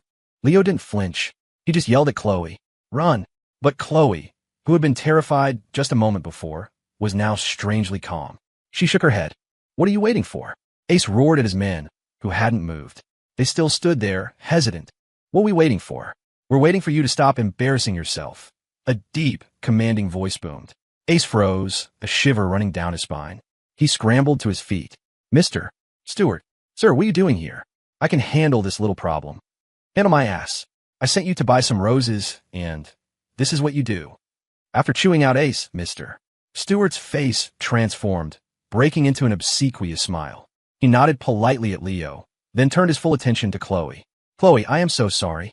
You must have been frightened. I apologize on behalf of the company. It was a lapse in my management. He then shot a cold glare at Ace. Get over here and apologize to Ms. Jiang. And for what you said, you're going to slap yourself. Ace now realized the beautiful young woman was someone he absolutely could not afford to offend. He was trembling, nearly collapsing to the ground. I'm sorry, I'm so sorry. I was blind. Please forgive me. He started slapping his own face hard, over and over. The scene stunned the crowd into silence. Enough, Chloe said, her voice like ice. She looked at Mr. Stewart. You can handle this, Mr. Stewart. I'm leaving, but thank you for showing up when you did. After everything that had happened, she had no desire to stay a second longer. She turned to Leo. Idiot. Pack up. We're going home. Only then did Leo snap out of it. This whole street is one of your dad's projects? And that Mr. Stewart guy is the manager of the whole area? Why didn't you say something sooner? On the drive home, Chloe replied in a soft, almost meek voice. I was scared too at first. I've never seen anyone like that before. She turned to look at Leo, her eyes filled with a new gentleness. The way you stood in front of me back there. You were so brave. Her gaze made him shiver. Don't get the wrong idea, he said quickly. I was just frozen with fear. It had nothing to do with you. A beautiful smile graced Chloe's lips. As if she'd believe that. If he was really scared, he wouldn't have stepped up and slapped Ace for insulting her. Today's events were something she would never forget. Leo, you can't be so reckless next time. They had more people. You can't just charge in like that. We can always get even later. Leo knew all the logical arguments better than anyone. His initial plan had been to abandon her and run. It was just that when the moment came, he couldn't bring himself to do it. But he was still stubborn. Don't worry. Next time, I'll definitely run faster than you. Chloe just smiled, happy. So, today's business went really well. Should we do it again tomorrow? We'll see. Can't you just spend more time with me? You're not my girlfriend. Why should I? A strange silence filled the car. After a moment, Chloe seemed to make up her mind, muttering under her breath, You never asked me. How am I supposed to be your girlfriend if you don't ask? Leo's jaw tightened. He stared out the window, pretending he hadn't heard. Fearing another soul-crushing question, he pointed at an upcoming intersection. You could drop me here. I just remembered I need to pick something up for my dad. I'll come with you. No, it's fine. I'm buying some personal mail items. It would be awkward for a girl to be there. See you, bye, Leo said, hopping out and closing the door. He saw her watching him through the window as the car idled. He quickened his pace, muttering to himself as he walked. This world was insane, nothing like the one he remembered. You're back. It was after 9 when he got home. His parents, Dave and Helen, were on the sofa watching TV. He'd expected a lecture for being out so late, but their calm was surprising. Yeah, have you eaten? Hearing his mom's question, Leo realized he hadn't had dinner. The plan had been to get barbecue with Chloe, but her words in the car had been so jarring he'd completely forgotten about food. I ate. He started to lie, but his stomach betrayed him with a loud growl. All right, I'll make you some soup, Helen said with a sigh. Chloe called earlier. She specifically told me you hadn't eaten. Just sit down for a minute. She got up and went to the kitchen. As Leo sat down, David lowered the volume on the TV. Chloe's father called me, too. Called to thank us. He also mentioned getting our families together sometime. What do you think? David spoke loudly enough for Helen to hear from the kitchen. Lowering the TV volume was just a pretense to let her eavesdrop. Leo caught on and raised his own voice. He's a busy man, a big-shot CEO. Let's not bother him. People might think we're trying to ride his coattails. David nodded, letting the topic drop. A few minutes later, Helen came out with a steaming bowl of chicken noodle soup. I don't know what your relationship is with Chloe, and I don't want to pry, she said conversationally. In my heart, I don't want you dating this early, but if you really like her, I won't stand in your way. If you don't, then you need to be clear with the girl sooner rather than later. With Chloe calling so often, Helen, who had been through it all, knew exactly what the girl was thinking. You're right, though. It's not appropriate for our families to meet right now. We don't have the right. Standing, Leo, slurping his noodles, gave his mom a thumbs up. Mom, you're a genius. She rolled her eyes. Your teacher's test results came back. It's not looking good. Dr. Harmon put him on medication and ordered complete rest. You should go visit him when you have time. Leo nodded. He would have gone to see Mr. Schultz anyway, even if she hadn't said anything. Maybe he could even score some good stuff, liquor and cigarettes. People brought him. Slow down, don't choke, Helen said, sitting next to him, watching him eat. Leo swallowed a mouthful of noodles, then remembered something. Without looking up, he asked, when are you free? We should go visit Grandma and Grandpa Evans. And we should see Dad's parents, too. Helen's expression softened. So you do have a heart. It's nice you remember them. Leo looked up at her and grinned sheepishly. Well, not really. It's just, I'm about to go to college. The old folks have to give me some graduation money, right? And we should probably hit up all the aunts and uncles, too. Whack. Helen slammed her hand on the table and shot to her feet, her breathing visibly quickening with anger. How did I raise such an ungrateful little monster? Unlike his father, when Helen threatened to hit, she meant it. Leo quickly put down his bowl and scrambled to a safe distance. Anger is bad for your health. I advise you to calm down. Calm down? You come over here, and I'll be calm. Go over there? He'd have to be crazy. Then I guess you won't be calming down. I'm going to bed. Dad, would you be a dear and wash my bowl? Much appreciated. With that, Leo sprinted into his room and locked the door behind him. His room had its own bathroom, so he was safe for the night. Once he was gone, the anger vanished from Helen's face. A moment later, she couldn't help but laugh. That little rascal. He's getting more slippery every day. Well, that's what happens, David said, collecting the empty bowl. You didn't rein him in when you could, and now you can't catch him. Who knew time would fly by so fast? Remember how sweet and obedient he was when he was little? David just chuckled. Leo, he'd been a troublemaker from day one. The kid misses his grandparents, David said softly. He was just making excuses because he didn't want to say it outright. We should take him to see them in a few days. Helen nodded. She liked to think she knew her own son. Okay, I'll arrange to take a few days off work. And you should call Ethan Jiang back. Tell him thank you, but the get-together isn't necessary. Say that maybe when we have a chance, we'll treat them to dinner. She sighed. Leo might not understand what a man like Ethan Jiang is thinking, but you and I do, don't we? Our families aren't in the same world. That get-together is just a polite way of reminding us of that fact, to tell us to see the gap between us and not get any unrealistic ideas. Helen and David White were no fools. They didn't believe a multimillionaire CEO would invite them to dinner over such a small incident. If it were just a simple thank you, a phone call would have sufficed.